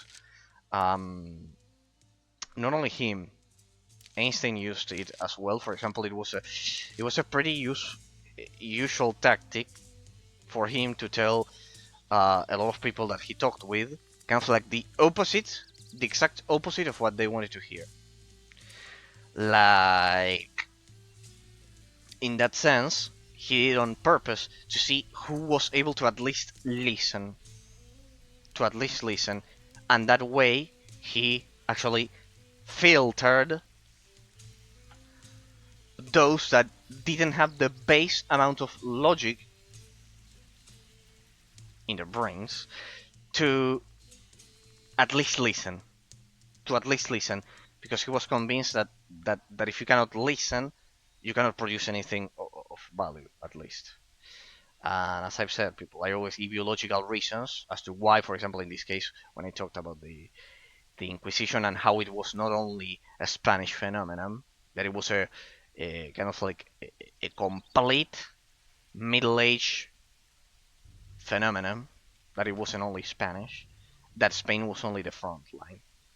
So, or that the Inquisition was in real life much more benevolent, for example, than an ordeal that was the common judicial system back in the 1200s.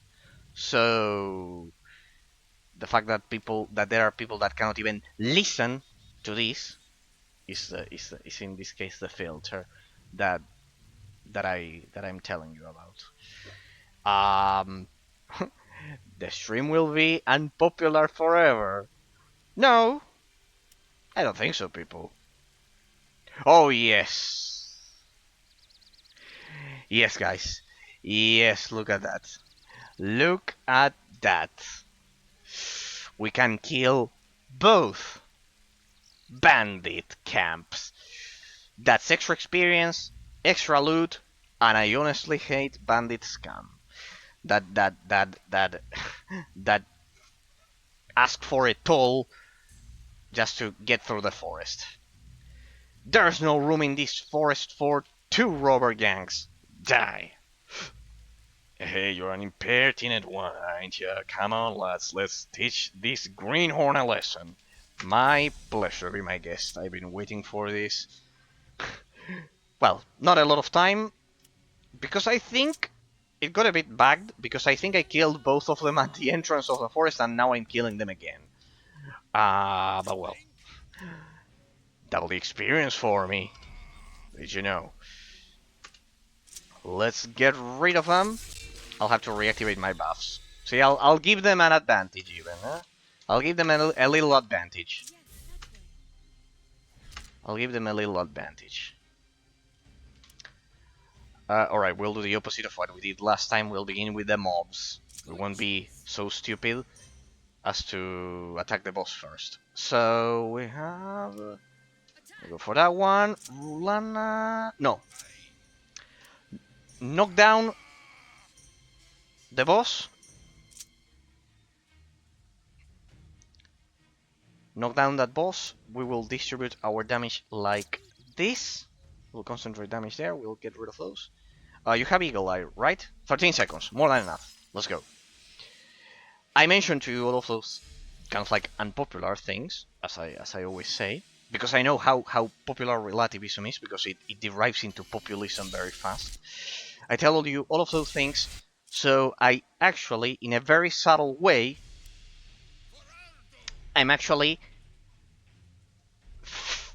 filtering the audience that is not even able to listen for a second to one has to say, because in that sense, that person has to first do a long journey before even listening to to the rest of the metaphysical ideas that I always talk to you about, people.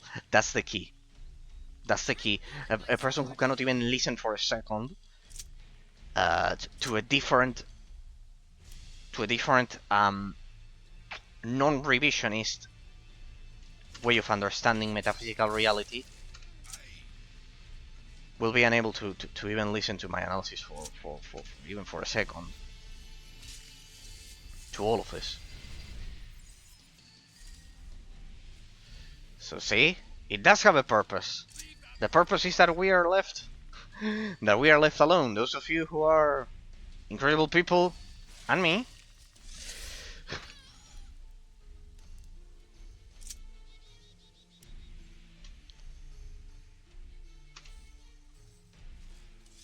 Without close-minded relativists. That's the idea. And in case you're wondering, I don't give a flying shit if for example, I would have a communist as a viewer. Even I would in fact ask a lot of things. As I told you people the other day back in law school, I debated with communists all the time. But they had to listen to what you had to say, just like you would listen to them. That's the thing. That is the thing. That's the difference. There we go. That's much better. Is the fact of not being able to listen that makes the difference. I can listen. I have listened, and I listen all the time, every day, to what they say. For example, every day, any news, anyone, 98% of people that you hear that you listen to throughout the day, they are relativists, unconsciously. What is even worse, but I listen to them all the time, like 99% of time. There has to be one guy. Hey, that's a nice block. Look at that, an amazing animation. There, see how there are millions of relativist channels unconsciously, and then if you cannot even listen to the only one that is not, well, not the only one, 1% that is not, then there's a problem. There's a problem. That person, how is he going to listen to me for 4 hours, then do a metaphysical analysis of a video game? The person can't. The person definitely can't. Because first the person has to do a long journey before getting to that point. So if you were ever able to listen, or if you're watching this as a YouTube bot or a Twitch bot, I know that a lot of you watch them as YouTube bots, feel proud, because it's kind of like, if you can, I don't want to say tolerate, but if you have the required amount of reasoning level to listen to the metaphysical analysis and analysis that I do, and the unpopular things that I tell you about, congratulations, you understand reality. You are not living in a parallel uh, universe, so be very proud. Not everyone would be able to understand, to endure and understand the things that I like to comment about, and I like doing so to kind of like elevate the quality of the stream, pretty much, of the stream, of the of all of the content, pretty much. Because if you pay attention to most streams, I realize that they are kind of like very, very shallow in that sense. Shallow is the word. The person plays a video game, but there's nothing else to it. He makes me laugh. Well, yes, it's good. We all like a good laugh. I agree that it's amazing. It's absolutely amazing. Any person who can make you laugh is definitely an angel. I am, well, not an angel, a saint, a genius. Um, but there's a point in which Amazon Pride. it's much more valuable to discuss the important topics, like what I'm telling you, like having the required amount of logic and patience to at least listen to what the other, why there was a mental process in another person's brain to reach that conclusion and not take it for granted. The problem is that nowadays it's taken for granted with the own image that you have of the mental process that the other person went through. Like when I say always, kind of like as a question, when I pose a question, well, eraser, but in this case, you behave like this because you went to to a Catholic university, for example, and yeah, that's not the case at all because, as I've said, I was openly atheist at my university, for example, openly, and I must confess that no, that I was never looked down because of that at all. In that sense, very very fair. That sense, I must admit, that was very very fair. Left me with a very good impression. Very good impression. Not enough to make me believe in God, no, but still, very balanced. Balanced would be the word. Let me do that. For Amazon Pride. Like, and I value that. Good choice. I value the balance that comes with it. That's true. In that sense, I do value the balance of the of of the style of Catholic education. In that sense, it's much more balanced because generally the other way around, you are not told about realism. In kind of like um, non-religious colleges, you are not told about realism. But in the religious college, you are told about relativism and realism, and then you are left to choose. You didn't choose. You didn't choose. The fact that you chose a very similar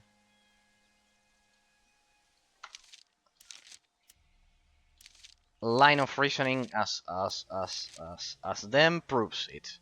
No, it's not the same. No, it's not the same because at the core of metaphysical of religious metaphysical realism, which would be Thomism, um, the movable mover that Thomas Aquinas mentions. See, for example, that's a criticism that I made a lot.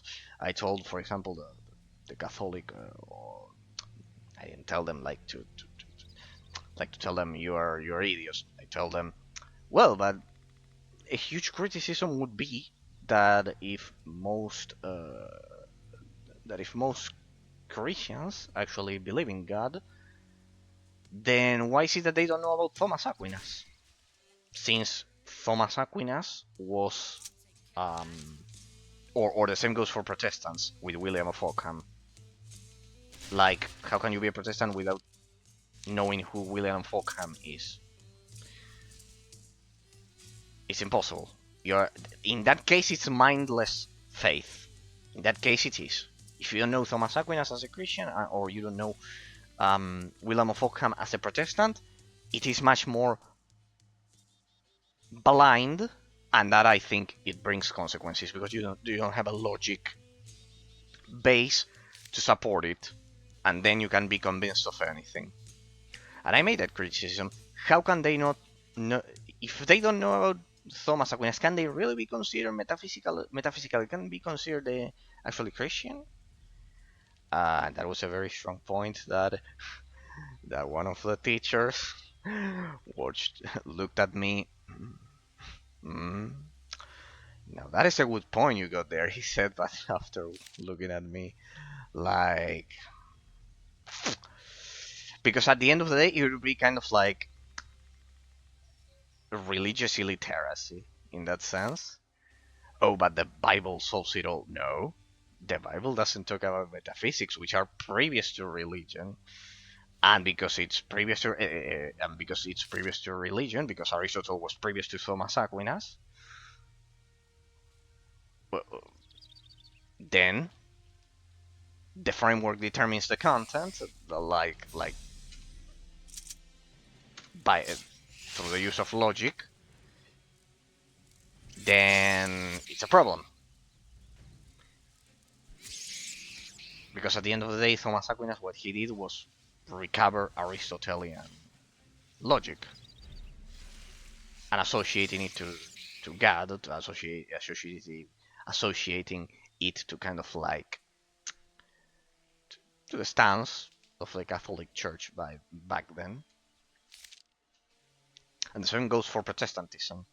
William of Ockham, how can you say that you don't respond to a centralized authority, basically the Pope?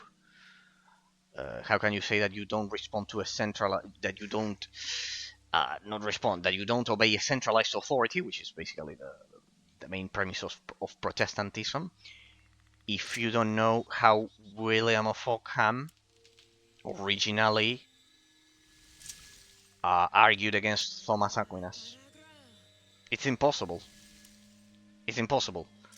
For example, William of Ockham, he argued that when Thomas Aquinas said that the universal essence was pretty much like the force, basically in that case the influence of God, like it existed outside of our minds and that it was shared across everything. He questioned if we cut a portion of that universal, would it still exist inside of the person if it was as a whole, if it was considered one as a whole, kind of like the force, pretty much. It doesn't live in the individual; it's a universal, and that questioning is the base of the metaphysical base of Protestantism. If you don't know that, how can you declare yourself a Protestant? Of not obeying a centralized authority or an atheist, because that's also the main argument to be an atheist, or basically, because otherwise, what prevents you from thinking that we share a universal essence of God in all of us? Nothing. Nothing. The experiment of William of Ockham proved that. So I know that nowadays, listening to all of these things, it's, for example, it must sound old-fashioned to you people. It must sound very, very old-fashioned. Like, it, you're probably thinking, this guy is out of touch with reality. But the fact that maybe you cannot see it doesn't mean it doesn't exist. Just consider that. It's much more present than you might think. Everything that I'm telling you, it's much more present than you might think. Because when you don't have a logical base behind your arguments, then you have no defense. And you don't like, for example, extreme. I bet most of you don't like extreme communism, right? Or you don't like extreme. I don't know, this new woke, new age ideology. I bet you don't like it. But could you explain me exactly why, with that degree of detail? You probably could.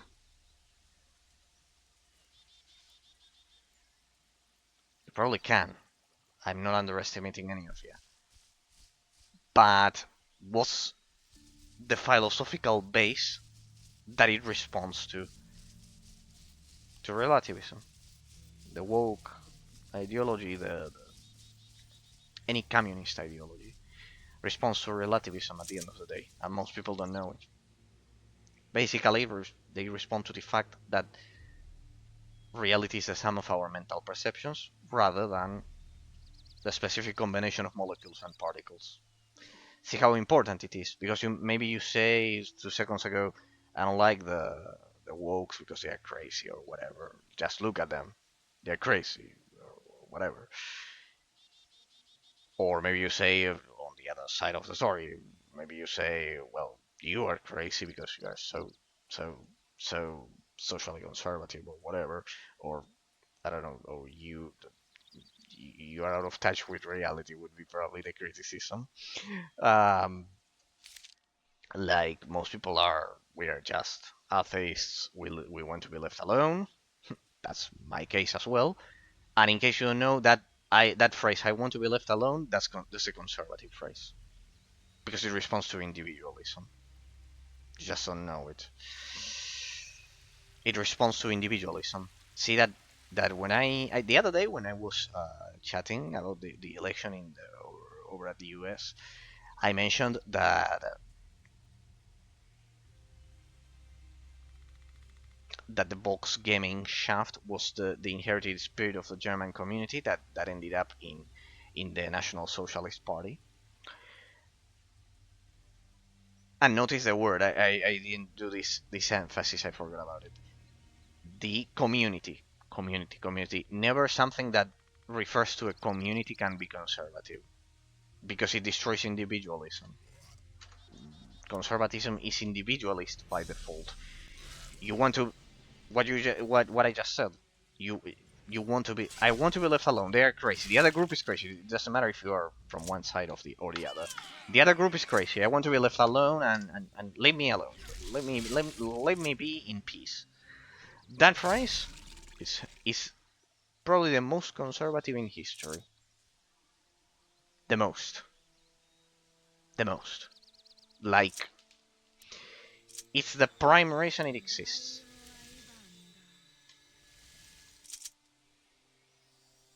Hell if I know it. I embrace it. I want to be left alone. Let me do my stuff. Let me work. Let me do my life, and leave me alone.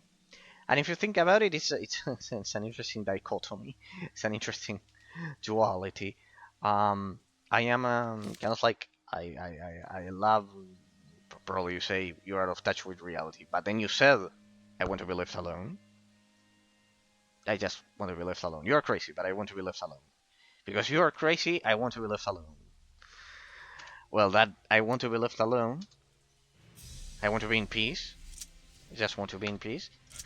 That's an eminently. There's no more conservative phrase than that. It's the pinnacle of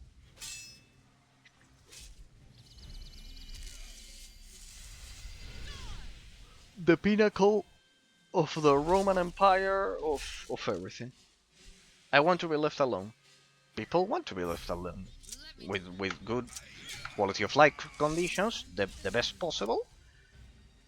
I just want to be left alone. Don't bother me. I want to be kind of like in my city or my town or whatever, do my stuff, progress in life, have a family, etc., etc. Those things, but ultimately, except for very few people who are usually politicians, that's why there's a direct link between socialism and them. Most of you don't want to influence other people's lives like that. No, just want to be left alone. Give me good quality of life conditions, and let me progress on my own, like that. Most there are people who truly say, "Help me, help me, state, help me, state, help me." The welfare state, the so-called welfare state. There's a terrible image that they are selling that or that they have been selling that Sweden became rich through the welfare state. Sweden became rich, and Denmark and Norway as well, in a very conservative with a very conservative policy,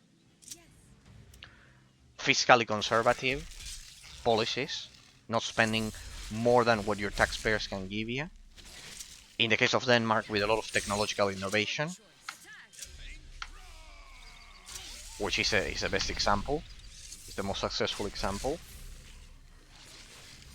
but not a welfare state at all, that the state pays for everything.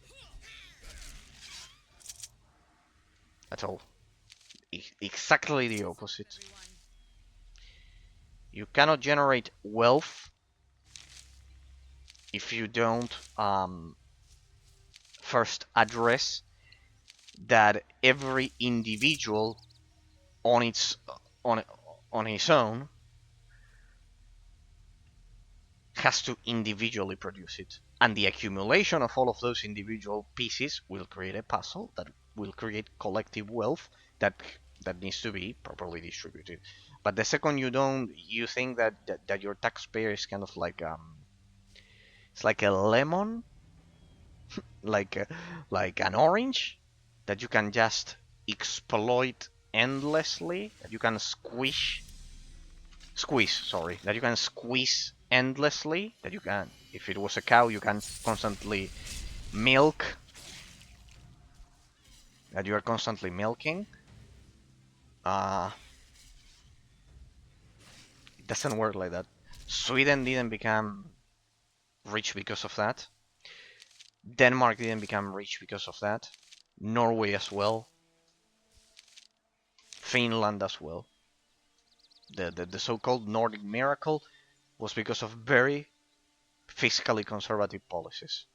Very. What are you gonna do? The best approach that one can have is what I've said. Like most people, give me good quality of life in that final redistribution, collective redistribution, and don't bother me. That's the idea. Don't bother me. Don't get in my life. It's easy. It's not that difficult. Individuality will deal with the rest. The market doesn't solve everything, Erasor. No, not everything. But 99%, like 99%. There's a last 1% that you have to deal with. Oh well, I think we can deal with that. But the proportion is kind of like, I love when when people say, I know, but even if you do everything correctly, then you can, even like that, it can fail. Yeah, it can fail, but it won't be because of that. You can do everything perfectly and then it can fail, of course. Of course, it can happen. There's always a probability of failing because of reasons that are out of your control. Yes, of course.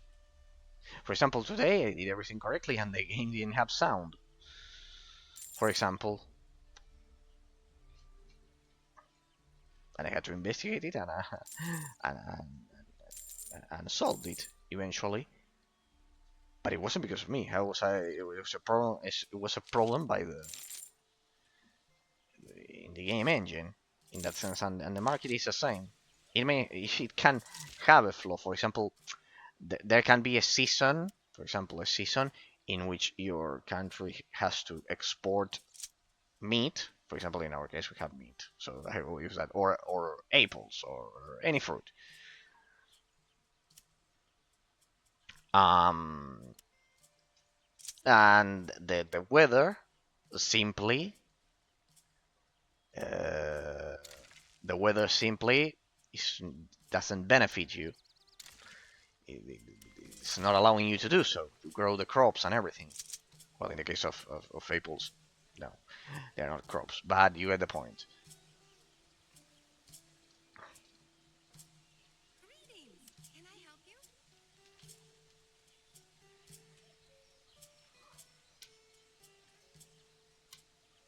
Don't be afraid, little one. I'm not here to hurt you. I'm here to help you. I don't need anything. Dreadful witches. I think you're hiding something from me. You can tell. You're right. You know, before he was engaged to me, my fiancé Danos was engaged to a witch, Albina. Jackpot, people. Jackpot. Yes, this is the third one that we're looking for. And now I'm a little afraid of him. You should know that Albina is still in love with... Remember, Albina is the one that is called the Man-Eater. So, I guess she's honoring her name. witches are so terribly emotional. But finally, I had to search the whole forest for this. But well, we killed some bandits, some true bandit gangs in the way, and we talked a lot about metaphysics and medieval history. That's always amazing. I'm always glad that I can do that with all of you people. Anyone watching this as a Twitch bot or a YouTube bot in the future, I always deeply appreciate it that I can chat with all of you, or that you listen to me even if you are back from your jobs and your lives. It's always is my personal gratification. But if she's still in love with him, why would she do anything to hurt him? You obviously don't know which is eraser. There's nothing so vengeful as a witch whose love is unrequited. Believe me, Albina is crazy about Danos, and once you see him, you'll understand why. So she would do him harm, but at the same time, she would do anything to make sure no one else did. I guess you could say that Albina is terribly vengeful and quick-tempered, but her feelings for Danos are honest as a witch's feelings can be at any rate. That's very interesting. Can you tell me the dialogue system? First of all, in terms of the analysis, the layout for character dialogue is kind of like straight ripped off straight from from Oblivion in this case, and the dialogue choices they are very. The moral choice system is very great, like in most German developed games, and basically like a Bioware game. Basically like a Bioware game. In that sense, it follows the same pattern as Baldur's Gate, Icewind Dale, Neverwinter Nights, Knights of the Republic, Dragon Age Origins.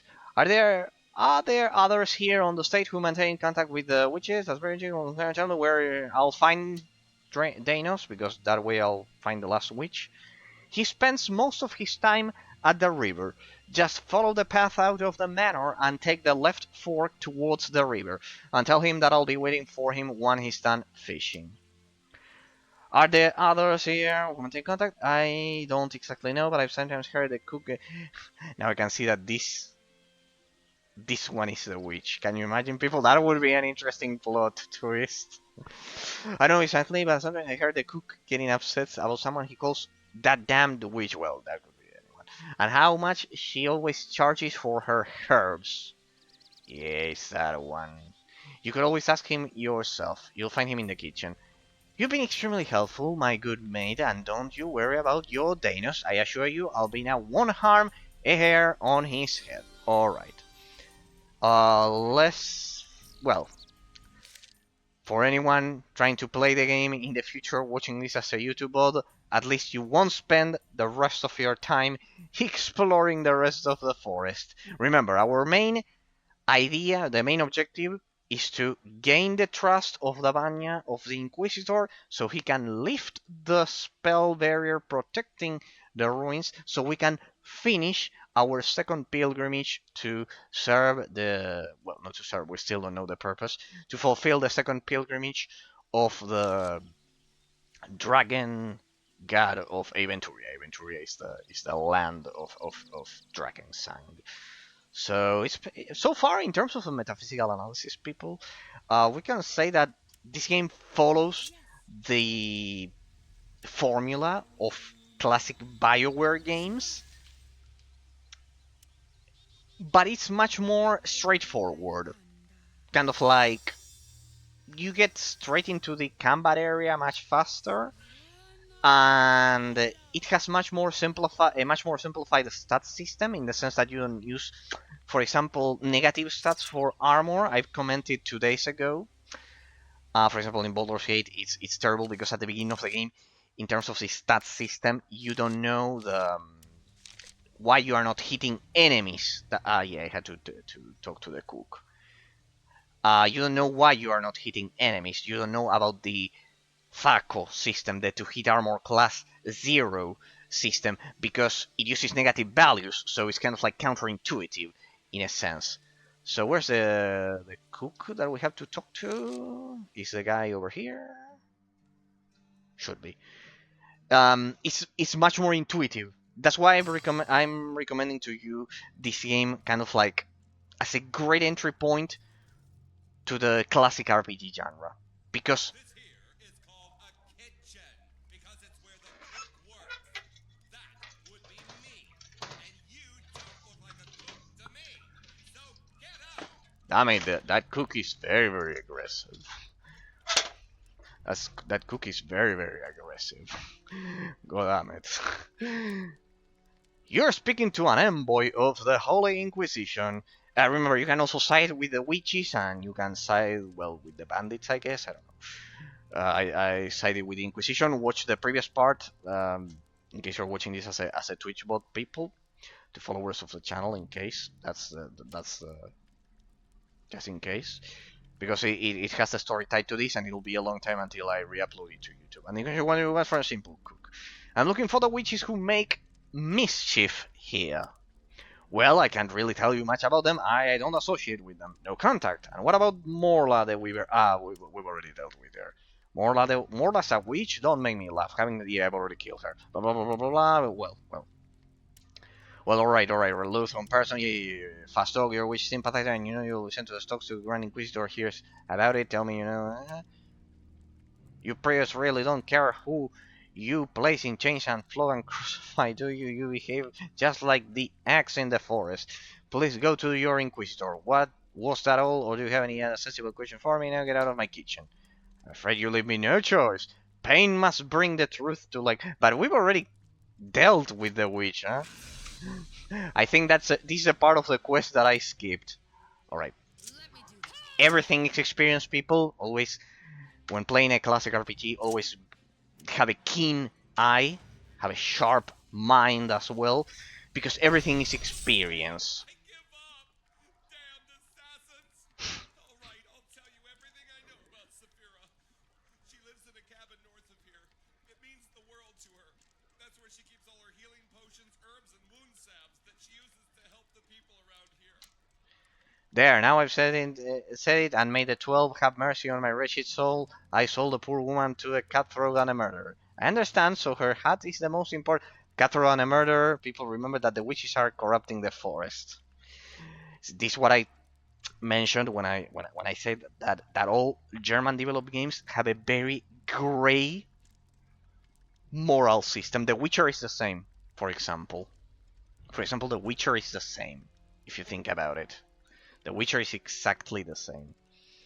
I understand, so her hat is the most important thing in her life. Thank you very much, my good man. You've been very helpful.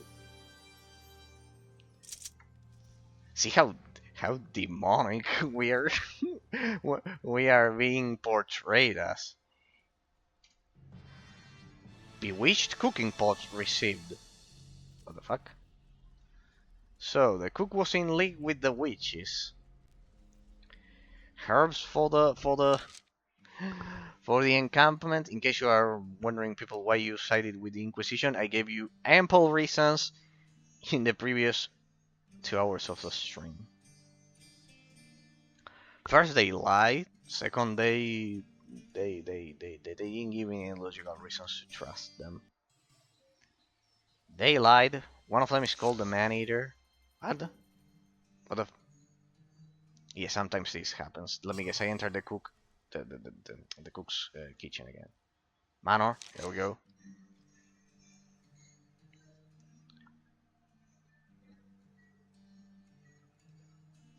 Carbuncle. Many are the names. Magic object of according to legend, every dragon carries a carbuncle in its skull. Good use of its instead of his for creatures and animals. I hate it. I hate that we've replaced kind of like the way of calling a dog or any animal or any creature him instead of it. You can love him a lot, and that's all perfectly fine, people. But the correct spelling is it. It's it, not him or her. It's him. It's not him or her. It's it. Because in Roman law, originally, animals, and in most judicial systems right now, sorry to break it to you, in most legal systems, animals are considered objects. They are living beings, yeah, living beings, but without human nature. So they are technically the way to classify them for most judicial systems, both the common law and the continental law system. For both of them, it has to be animals, because otherwise they would have the rights of a person. They should have the rights of a person. If that was the case, I won't get into that. I love the little kitties, especially they are so fluffy. The koalas, for example, they are so beautiful. I love them, but from a legal standpoint, we cannot give them the rights of a person because otherwise it would be a mess. People, think about it for a second.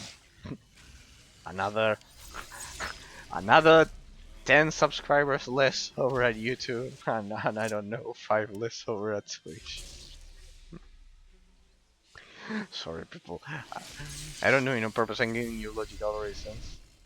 I'm giving you logical reasons. See? Everything is experience. Everything is experience. I think it's absolutely beautiful that you love all of your animals. It's absolutely all of your pets. It's absolutely adorable. Absolutely adorable. They are very very cute. For example, most people don't like what was the name? The oh, not the little seals. The little seals are very very cute. The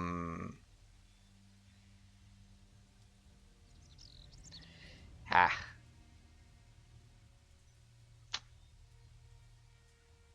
Thanos, there you are. Don't you worry. Besides the witches also well, they kidnapped a naked man. Yeah, well, it's called the man eater after all. The man eater after all. The walrus. The walrus, not the seal. The walrus. I think I would even have a hard time remembering that name in Spanish. The walruses. They are so round with their fangs. Most people don't think they are cute. I think they are because they kind of like jump when they wallop. They gallop. Hello. They call it wallomping or womping. I don't know how it's called. They jump, and I think that's cute when they jump. Are you Danos the farmhand until recently involved with the demoness? The demoness, sorry. Albina, I think that's way too explicit. What are you doing here? I'm the farmhand. Can I help you? Ask away. Can I ask you a few questions? What do you know about the witches? Witches, I have nothing against them. Saphira, for example, will help anyone she can. I'm told that if it hadn't been for her, my mother would have died in childbirth, or one of the woodcutters would have died of gangrene. You should, however, take care not to provoke any of them, otherwise they can also, so they are the saviors. Have another question. Tell me about the robbers. I have nothing against it. Leave the manor in peace. We do the same. Have another question. Let's talk a bit about you, Dana. Have you always lived here? The ruins? Blood Mountain Fortress? It's a fairly old, dilapidated ruin, Humbert, and yeah, these are all dialogue options that I think I skipped at the entrance of the forest when I entered, kind of like massacring everything, killing everything in the forest. But well, no matter. Although I heard they were driven out of there by strangers. Yeah, us. Well, at any rate, since then, everything's been a bit haywire. But you'd be better off asking Humbert himself when he stops you to collect his toll. Yeah, I'll ask him at his tomb. Did you know that, for example, the way they dealt with death in the ancient Roman Empire was very, very good? They kind of like, for example, they dropped the wine that the dead loved drinking in life on kind of like on the ground, thinking that he was drinking it, kind of like with Zeus, with the pantheon of gods, pretty much. Sorry, my streams are like that, people. I come up with the weirdest of occurrences. It's because I read a lot about history. Does that make me a know-it-all? No, not at all. I'm an absolute ignorant, a grain of dust in the vast extension of the desert. But yes. About me. I'm farmhand at Dark Forest Manor. I have been all my life. I'm going to marry Fair Nyan soon. She's so different from my previous girlfriend. I have another question.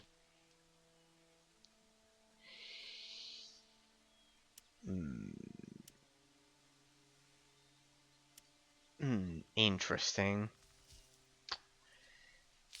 So, I think I have to trigger the dialogue. Greetings to you. Do you need any help? There. You can only choose it if you kind of like trigger the previous event talking to the to his actual fiance. Farmhand Danos, you are accused of keeping company with the demoness Albina. In the name of the Holy Inquisition, explain yourself. That's a pompous entrance. Demoness? What do you mean by that? Albina is terribly jealous, but surely that doesn't make her a demoness. She's just a witch. Yeah, she's called the Man-Eater for a reason. So you admit to living in sin with a witch? Yes. So I broke up with her. I don't have anything to do with her anymore. Farmhand Danos, I hereby arrest you in the name of the Holy Inquisition. Come with me quietly, and I won't have to use violence. No, I won't. I don't have to. I don't want to go to jail. Alright, I give up. I'll follow you to the prayer. That's more like it, but I'd rather you went in front of me, boy.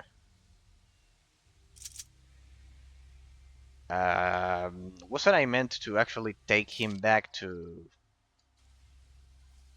to to to the other girl?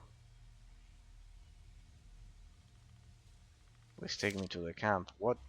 It's not far from here. I know, but that'll drive the witch out of her hiding because she's extremely jealous indeed. Perfect. Ah, but he said he broke up with her. This is very confusing. I mean, either I'm missing something or well, I don't know. You know what this game needs, people? Mounts. Stop them! They must not reach the Prayouts camp. And make sure nothing happens to Danos. Could it be that this one is a witch? Aha! Humbert's rovers. Ah, we have rovers. So you were in league with the fucking bandits. See? The Inquisition may be a lot of things, but they are not in league with bandits.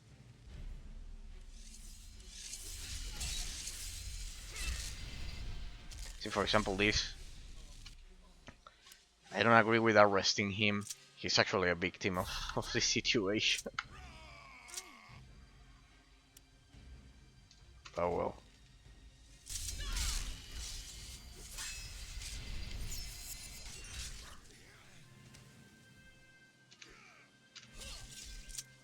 He's clearly a victim of this situation, but well. The game didn't give me any choice. Like, they demonized your stance right away. Razor, how can you say that? Your stance is shitty and you are rightfully demonized. No, I gave you logical reasons. I gave you logical reasons all over the place. They were in league with fucking robbers. Look at this. If this is not proof that I was right, I don't know what would be. Stay behind me. Do that. Here we go.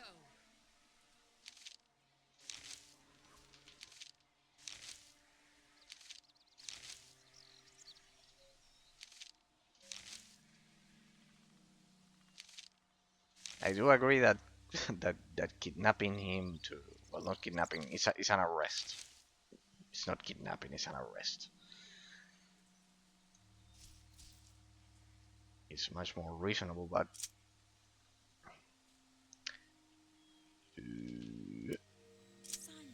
than letting this madness continue. I just hope this can lure the witch out. I get to choose if I can set him free. Well, set him free. Go away! Go on! Clear off! Leave my Danos in peace, you murderer! I thought you wanted to get rid of Albina. I won't need your beloved for very long.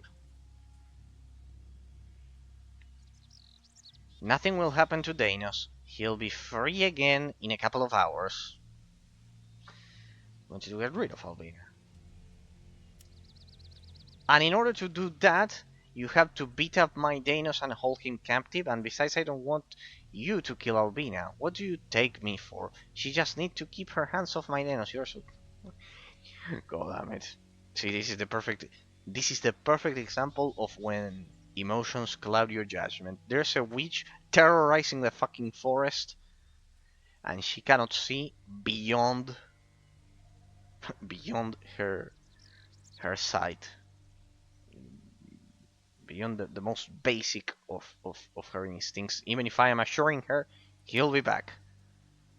Calm down, sweetheart. It'll be alright. I'll come with you now. There's no more tricks. If I get the choice, I won't hurt him. It will be just a bit. Besides, why did you get in league with Humbert's cronies? That was uncalled for.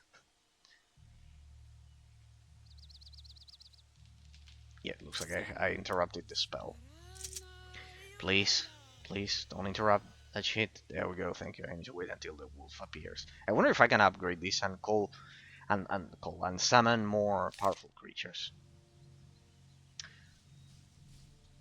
Oh well. Let me guess. Now I don't get a choice, and the big bad Inquisition is going to kill him, regardless of what I do. In the meantime, have you? Let's see. Can I? What? Do I get options? I need to see if I get... Oh, another white witch tree. When I see one of those, I see experience, people. So I'm not skipping a single one. Go. Experience, sweet experience for us. Feed me. Yes, feed. Feed my experience bar. No, we'll try this one. That's it, experience. No, all on the nature spirit. It's the real threat here. The real threat.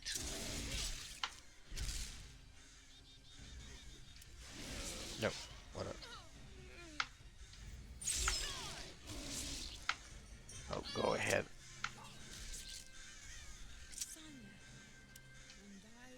Summon.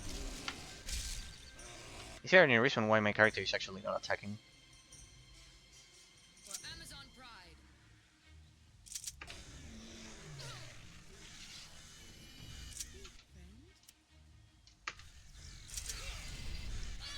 Experience, experience, experience. I smell experience all over the place. Heal 4 Grim.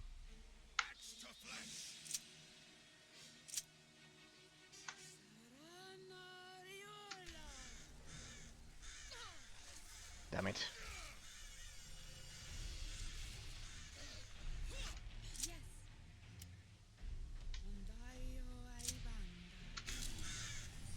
There we go.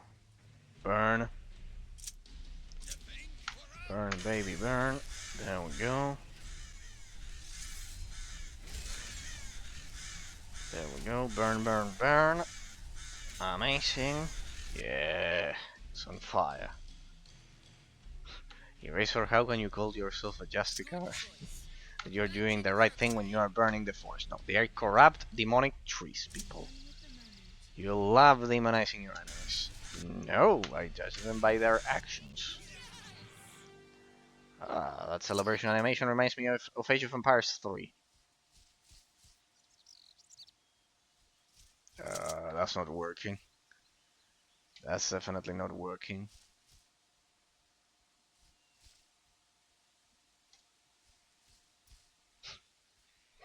Nice loot. Nice pathfinding there. Maybe if I select my character individually? If I use the point and click system? Whatever. How you doing, people? How is the stream doing? It's been a while since I've seen it. How are you doing? Watching this as a YouTube or a Twitch one? Oh, it's a 8:15. Oh, good, magnificent, magnificent. Let me see there. Yeah, it was paused. Very good. Okay, I bet you all love my desktop. In terms of the Ultimate 3DS showcase, people, the Ultimate 3DS showcase, we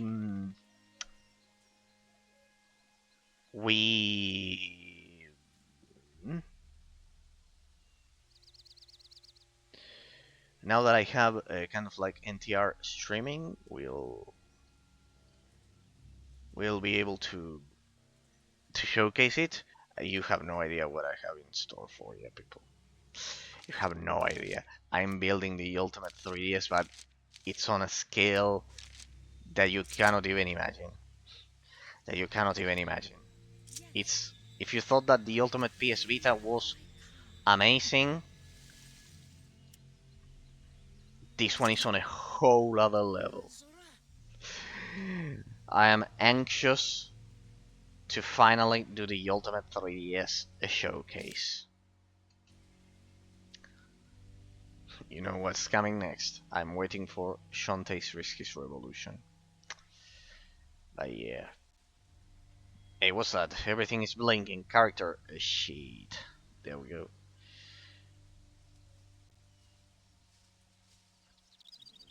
By the 12, I hope I can get out of here alive. And I hope Albina's wolves rip your intestines out. Yeah, that's a bit savage. I'm just trying to purify the forest, you know.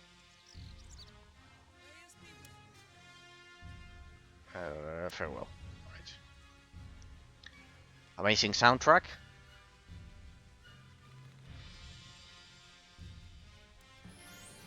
What have you brought us now? A blonde peasant? What is his crime? Well, not the crime. I need to use him as a link to find the last witch to finally pacify this forest. Must be purified. He's just a dumb lad. He can act as a decoy for one of the witches. He's in league with the witch. He must be purified. Now, well, let's be lenient with him. He's not. He's a victim of the situation, people. See how my judgment is fair. At the end of the day, he's just a victim of the situation. The true problem is the witch. Ah, smart move on your part. In that case, we'll take him into custody. Hey, level 8, Rulana. Look at that, people.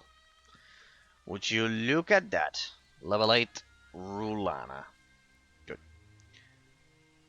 What now?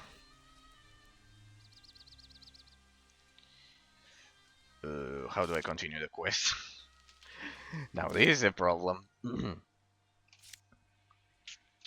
Kill Alvina. Destroy the ambush. The robbers are dead. The way to Prey's camp is clear. Well, we've done it. So what, the witch will appear right in front of us, or what? Don't worry. What now? What now? Inquisitor, Davania. What do you want from the Grand Inquisitor?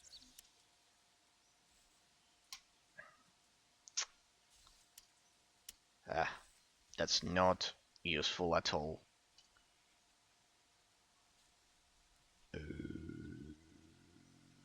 What now? How do I bring the witch? How do I lure the witch over here?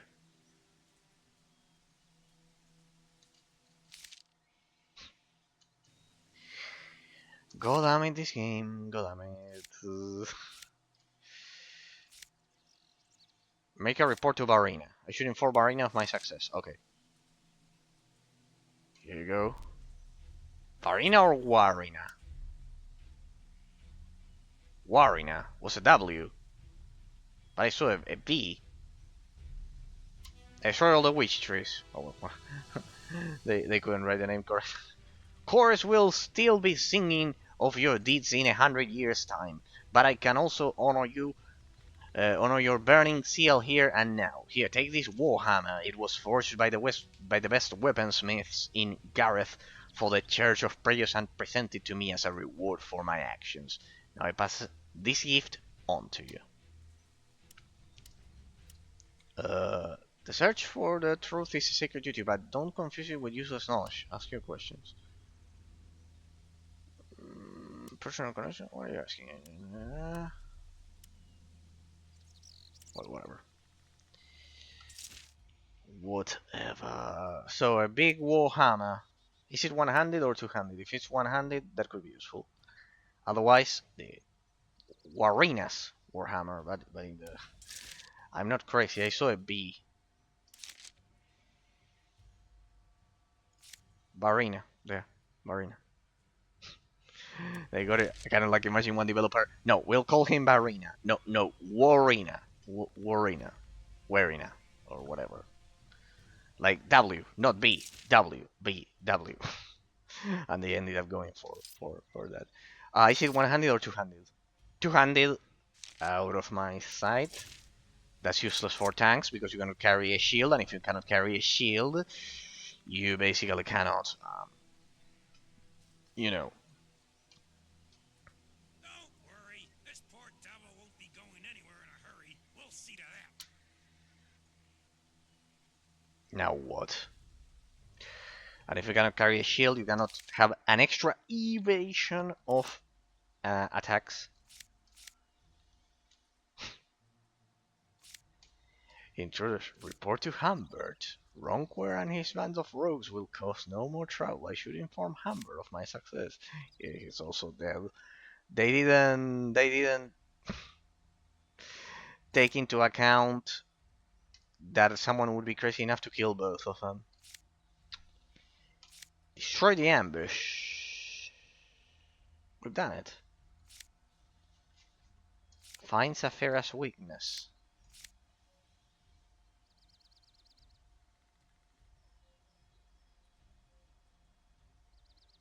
Her hut is very dear to herself. Ah, I can go for Saphira. Alright. Aha, there, witch's house. Okay, so, right, it's another witch. So we had to deal with 3 of them? 4. No, actually 4 instead of 3. That's pretty much it. There you are. Good. Get ready to feel my wrath. Ah, damn it, well, God, my buffs. That was unexpected. Thunder and lightning! What have you done with my Danos? I'll make you pay for this! That is the idea, you demon. That was the expected reaction, you demon. The guy is safe. Good. The victim is safe. And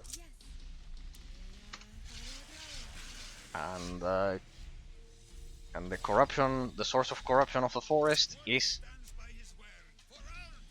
right over here. Good.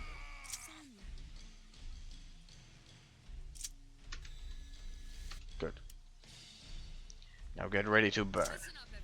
In the meantime, I'll use my tanks to deal with her wolves. We can go for a roundhouse.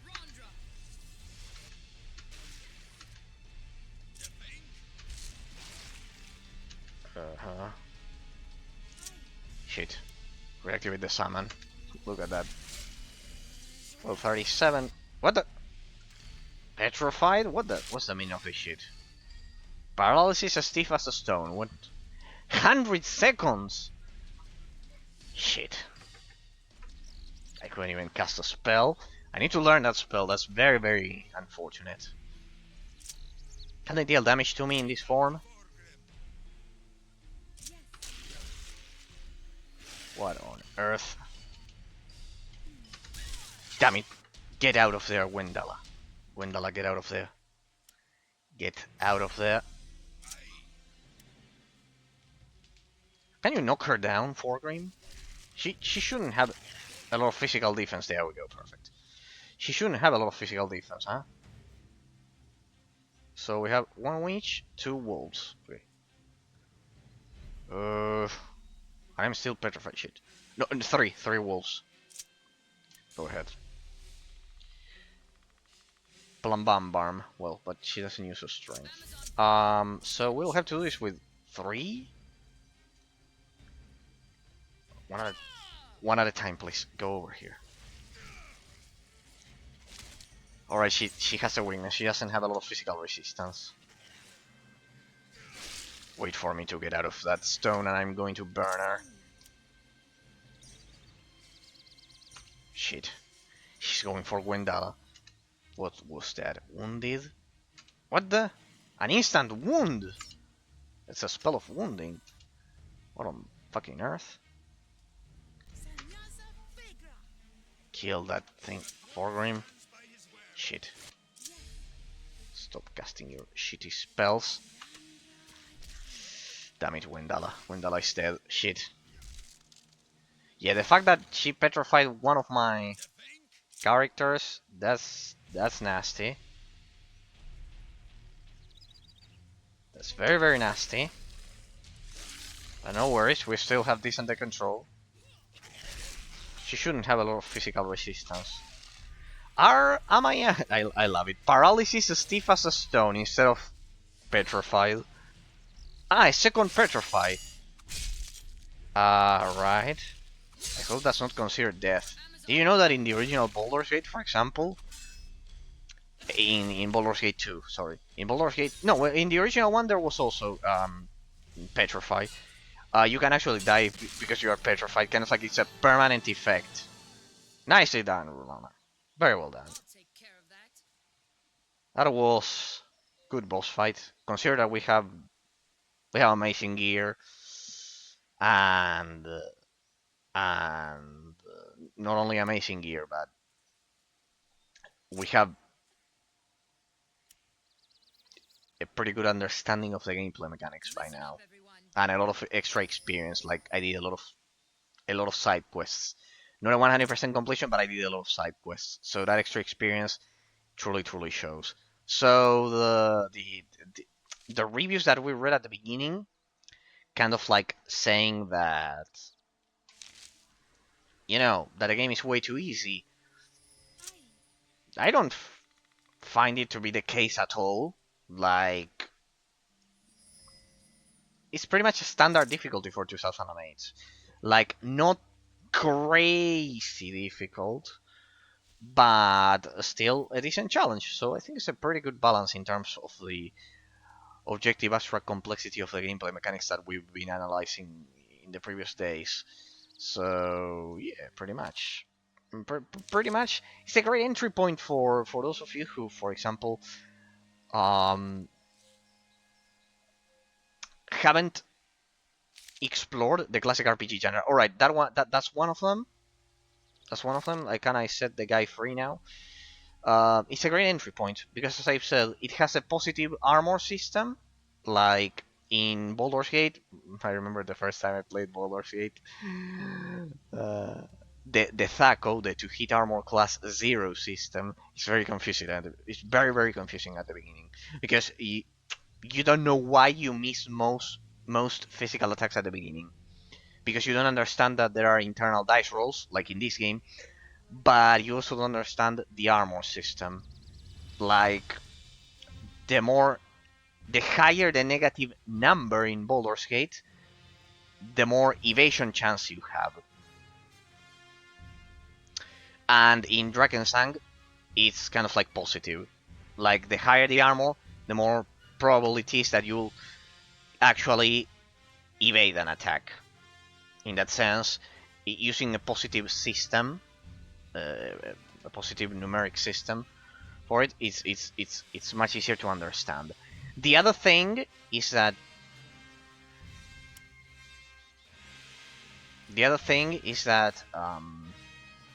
why are we still in combat? The other thing is that it's much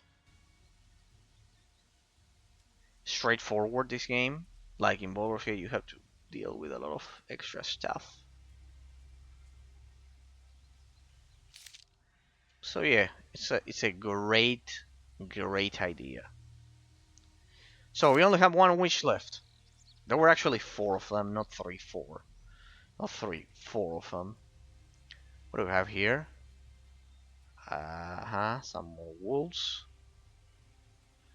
They're not a huge challenge. The bears are more of a challenge. I assure you people that, hey, more bandits. Ronkwer's cronies.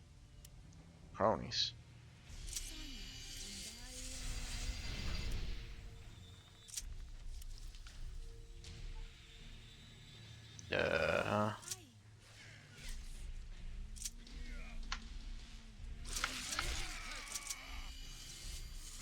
it's also very snappy to control. In that sense, the interface is very good. In that sense, the interface is one of the most comfortable once you learn how to use it. It's true that there's a bit of a learning curve, but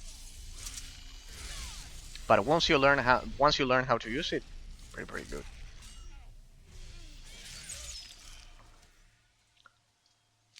They give you money, and they give you loot. That's always good because games like Baldur's Gate,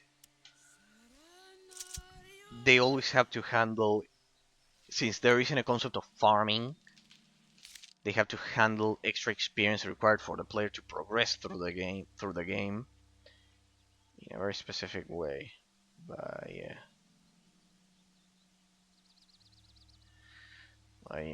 This game does incorporate the concept of farming, probably due to the influence that World of Warcraft had on most games during the early 2000s. Very interesting. Very interesting. It's a slow paced as well. Well, it's very fast paced for a classic RPG. It's a slow paced when compared to something like Diablo. What they should have included is a bit of a faster movement speed, but still, it's realistic. I cannot bash the game because of that at all. Saphira's Hat. There we go. It feels like Knights of the Old Republic. In that sense, I love this game because it's the combat system, the style, everything. It's just like Knights of the Old Republic. It's just like Knights of the Old Republic. In that sense, I cannot. It's impossible for me not to love this game because it's the same combat system. I think Knights of the Republic is even more flashy and fluid. The combat is extremely fluid. The ambience and everything. It's unmatched. It's unmatched only by Star Wars: The Old Republic. It's improved, but one day, maybe next year, I have an idea. We might. I have an idea of. We should play Star Wars: The Old Republic. Maybe before the servers close. Then, of course, if there's any offline reverse engineered version of it, I'll be the first one to get it. I have to. It's the best game of all time. Like, it does so many things right. And besides, it's actually Knights of the Republic 4, 5, and 6. You must be thinking, no, Knights of the Republic 3. They only go to 2. No, wrong. The Knights of the Republic 3 does exist, and it's a book. It's called Revan. It's the ending of Revan. It's the ending of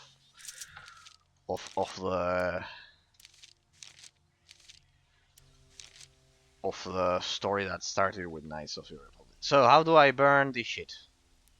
Elite Brazier. Hey, nice animation.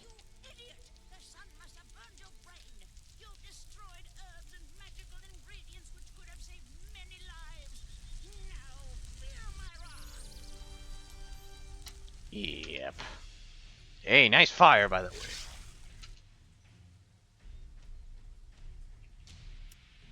You want more fire? Then get more fire. Then...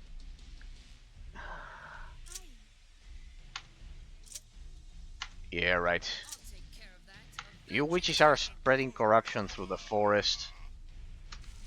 The other one is stealing husbands. This one is... what? That doesn't look very nice. What is that nature spirit? I bet it burns just like the rest. What? Sleep? Shit. Knock her down, Forgrim. Rana, go for roundhouse. Deal area of effect damage. Whoa. Very well done, huh? I love the effects. The special effects for this fight, huh? Definitely. Nicely done. The spirits are still there, right? Retreat. Come help your back row, people. I mean, she also... Huh. She also... left my salmon... What the? Constant sleeping? Oh, that's way too much. How about this? I bet you burn just like the rest. For Amazon Pride. Forgrim, time for another roundhouse.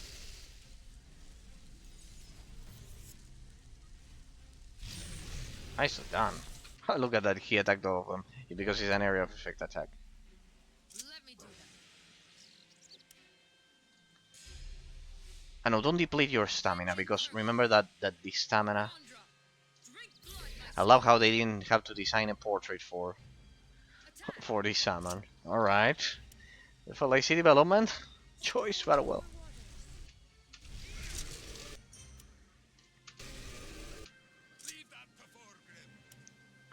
Focus. Focus your damage, people. Focus damage.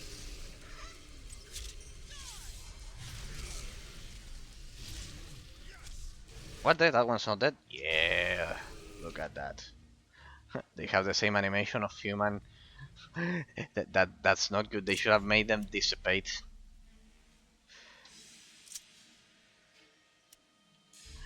They should have made them dissipate because they have the same animation as a human.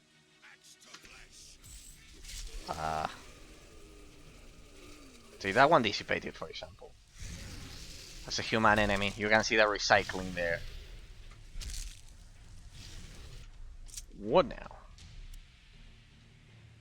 Aim shot.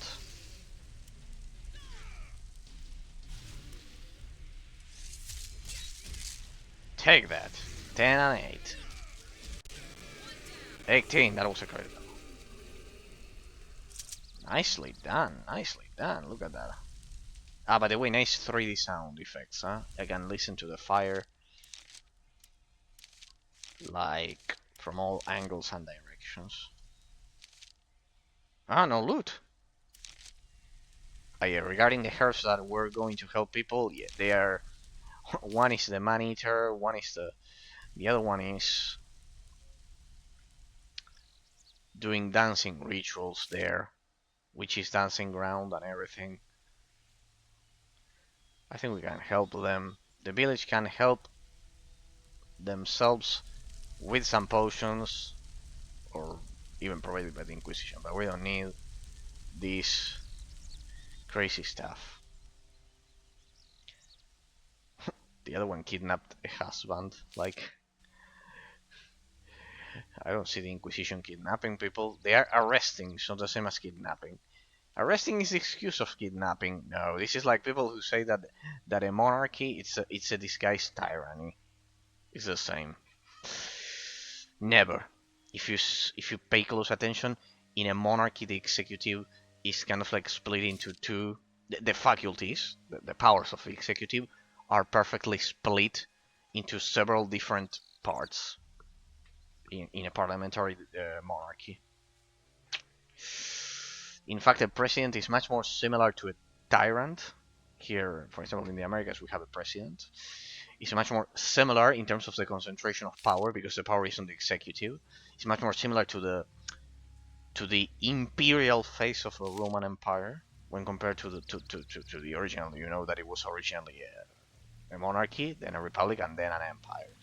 And basically, we kind of like a presidential republic, like Argentina, like the United States, for example.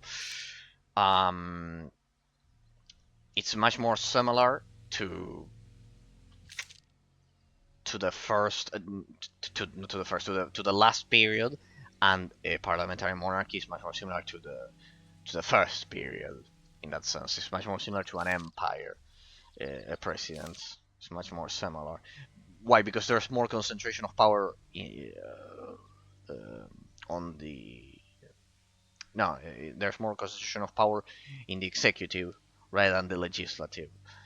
But well, Canada, for example, Canada managed to somehow have most of the power on the legislative and somehow become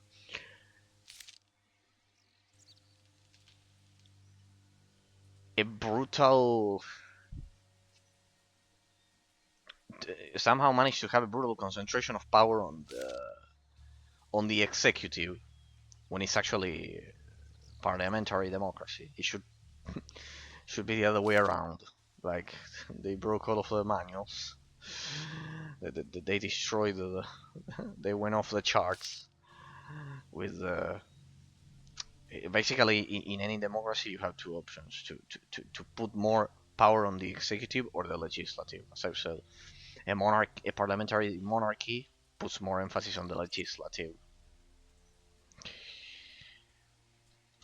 We put more focus on the executive. We are much more similar to the Roman Empire, and a monarchy is much more similar to the initial period of the Roman monarchy. Very, very interesting. Very, very interesting. See that we haven't changed that much in 2000 years.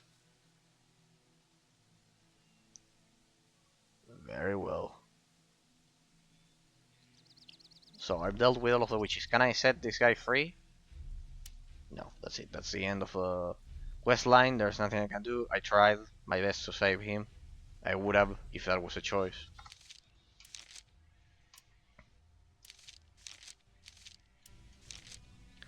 High Inquisitor, I've dealt with the witches. Wait a second. Hang on. We've got a problem.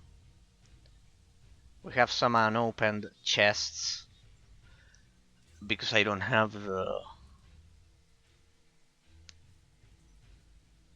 the open locks ability, and oof, we should go back to Furdock, bring a rogue, open the chests, and then finish the quest line. But that involves going back and forth. Oh well. Well, anyways, hang on a second, people. I cannot learn that skill, right? At all. Lockpicks? 0. Cannot increase it at all. Any character? You? No, you need a rogue. Well, shit. That would be a waste of time, right? It would be way too much. Going back and forth, people. Will it take me a lot of time? Well, it's the end of the stream. Yeah, how much time could it take me? Real quick, let me grab a rogue. There should be a way to switch party members on the go. Oh well. We'll go back to Furdock now that I think I've cleared everything, all of the quests. Let's go back to Furdock, grab a rogue, open the chests, and loot the juicy loot, and well, and then then I can finally finish this second pilgrimage. As I always say, people, thanks to anyone who might have taken the time to watch this as a YouTube VOD or a Twitch VOD in the future. Special thanks always to Discord members, to Twitch followers, and YouTube subscribers from the bottom of my heart. Deeply, deeply appreciate it.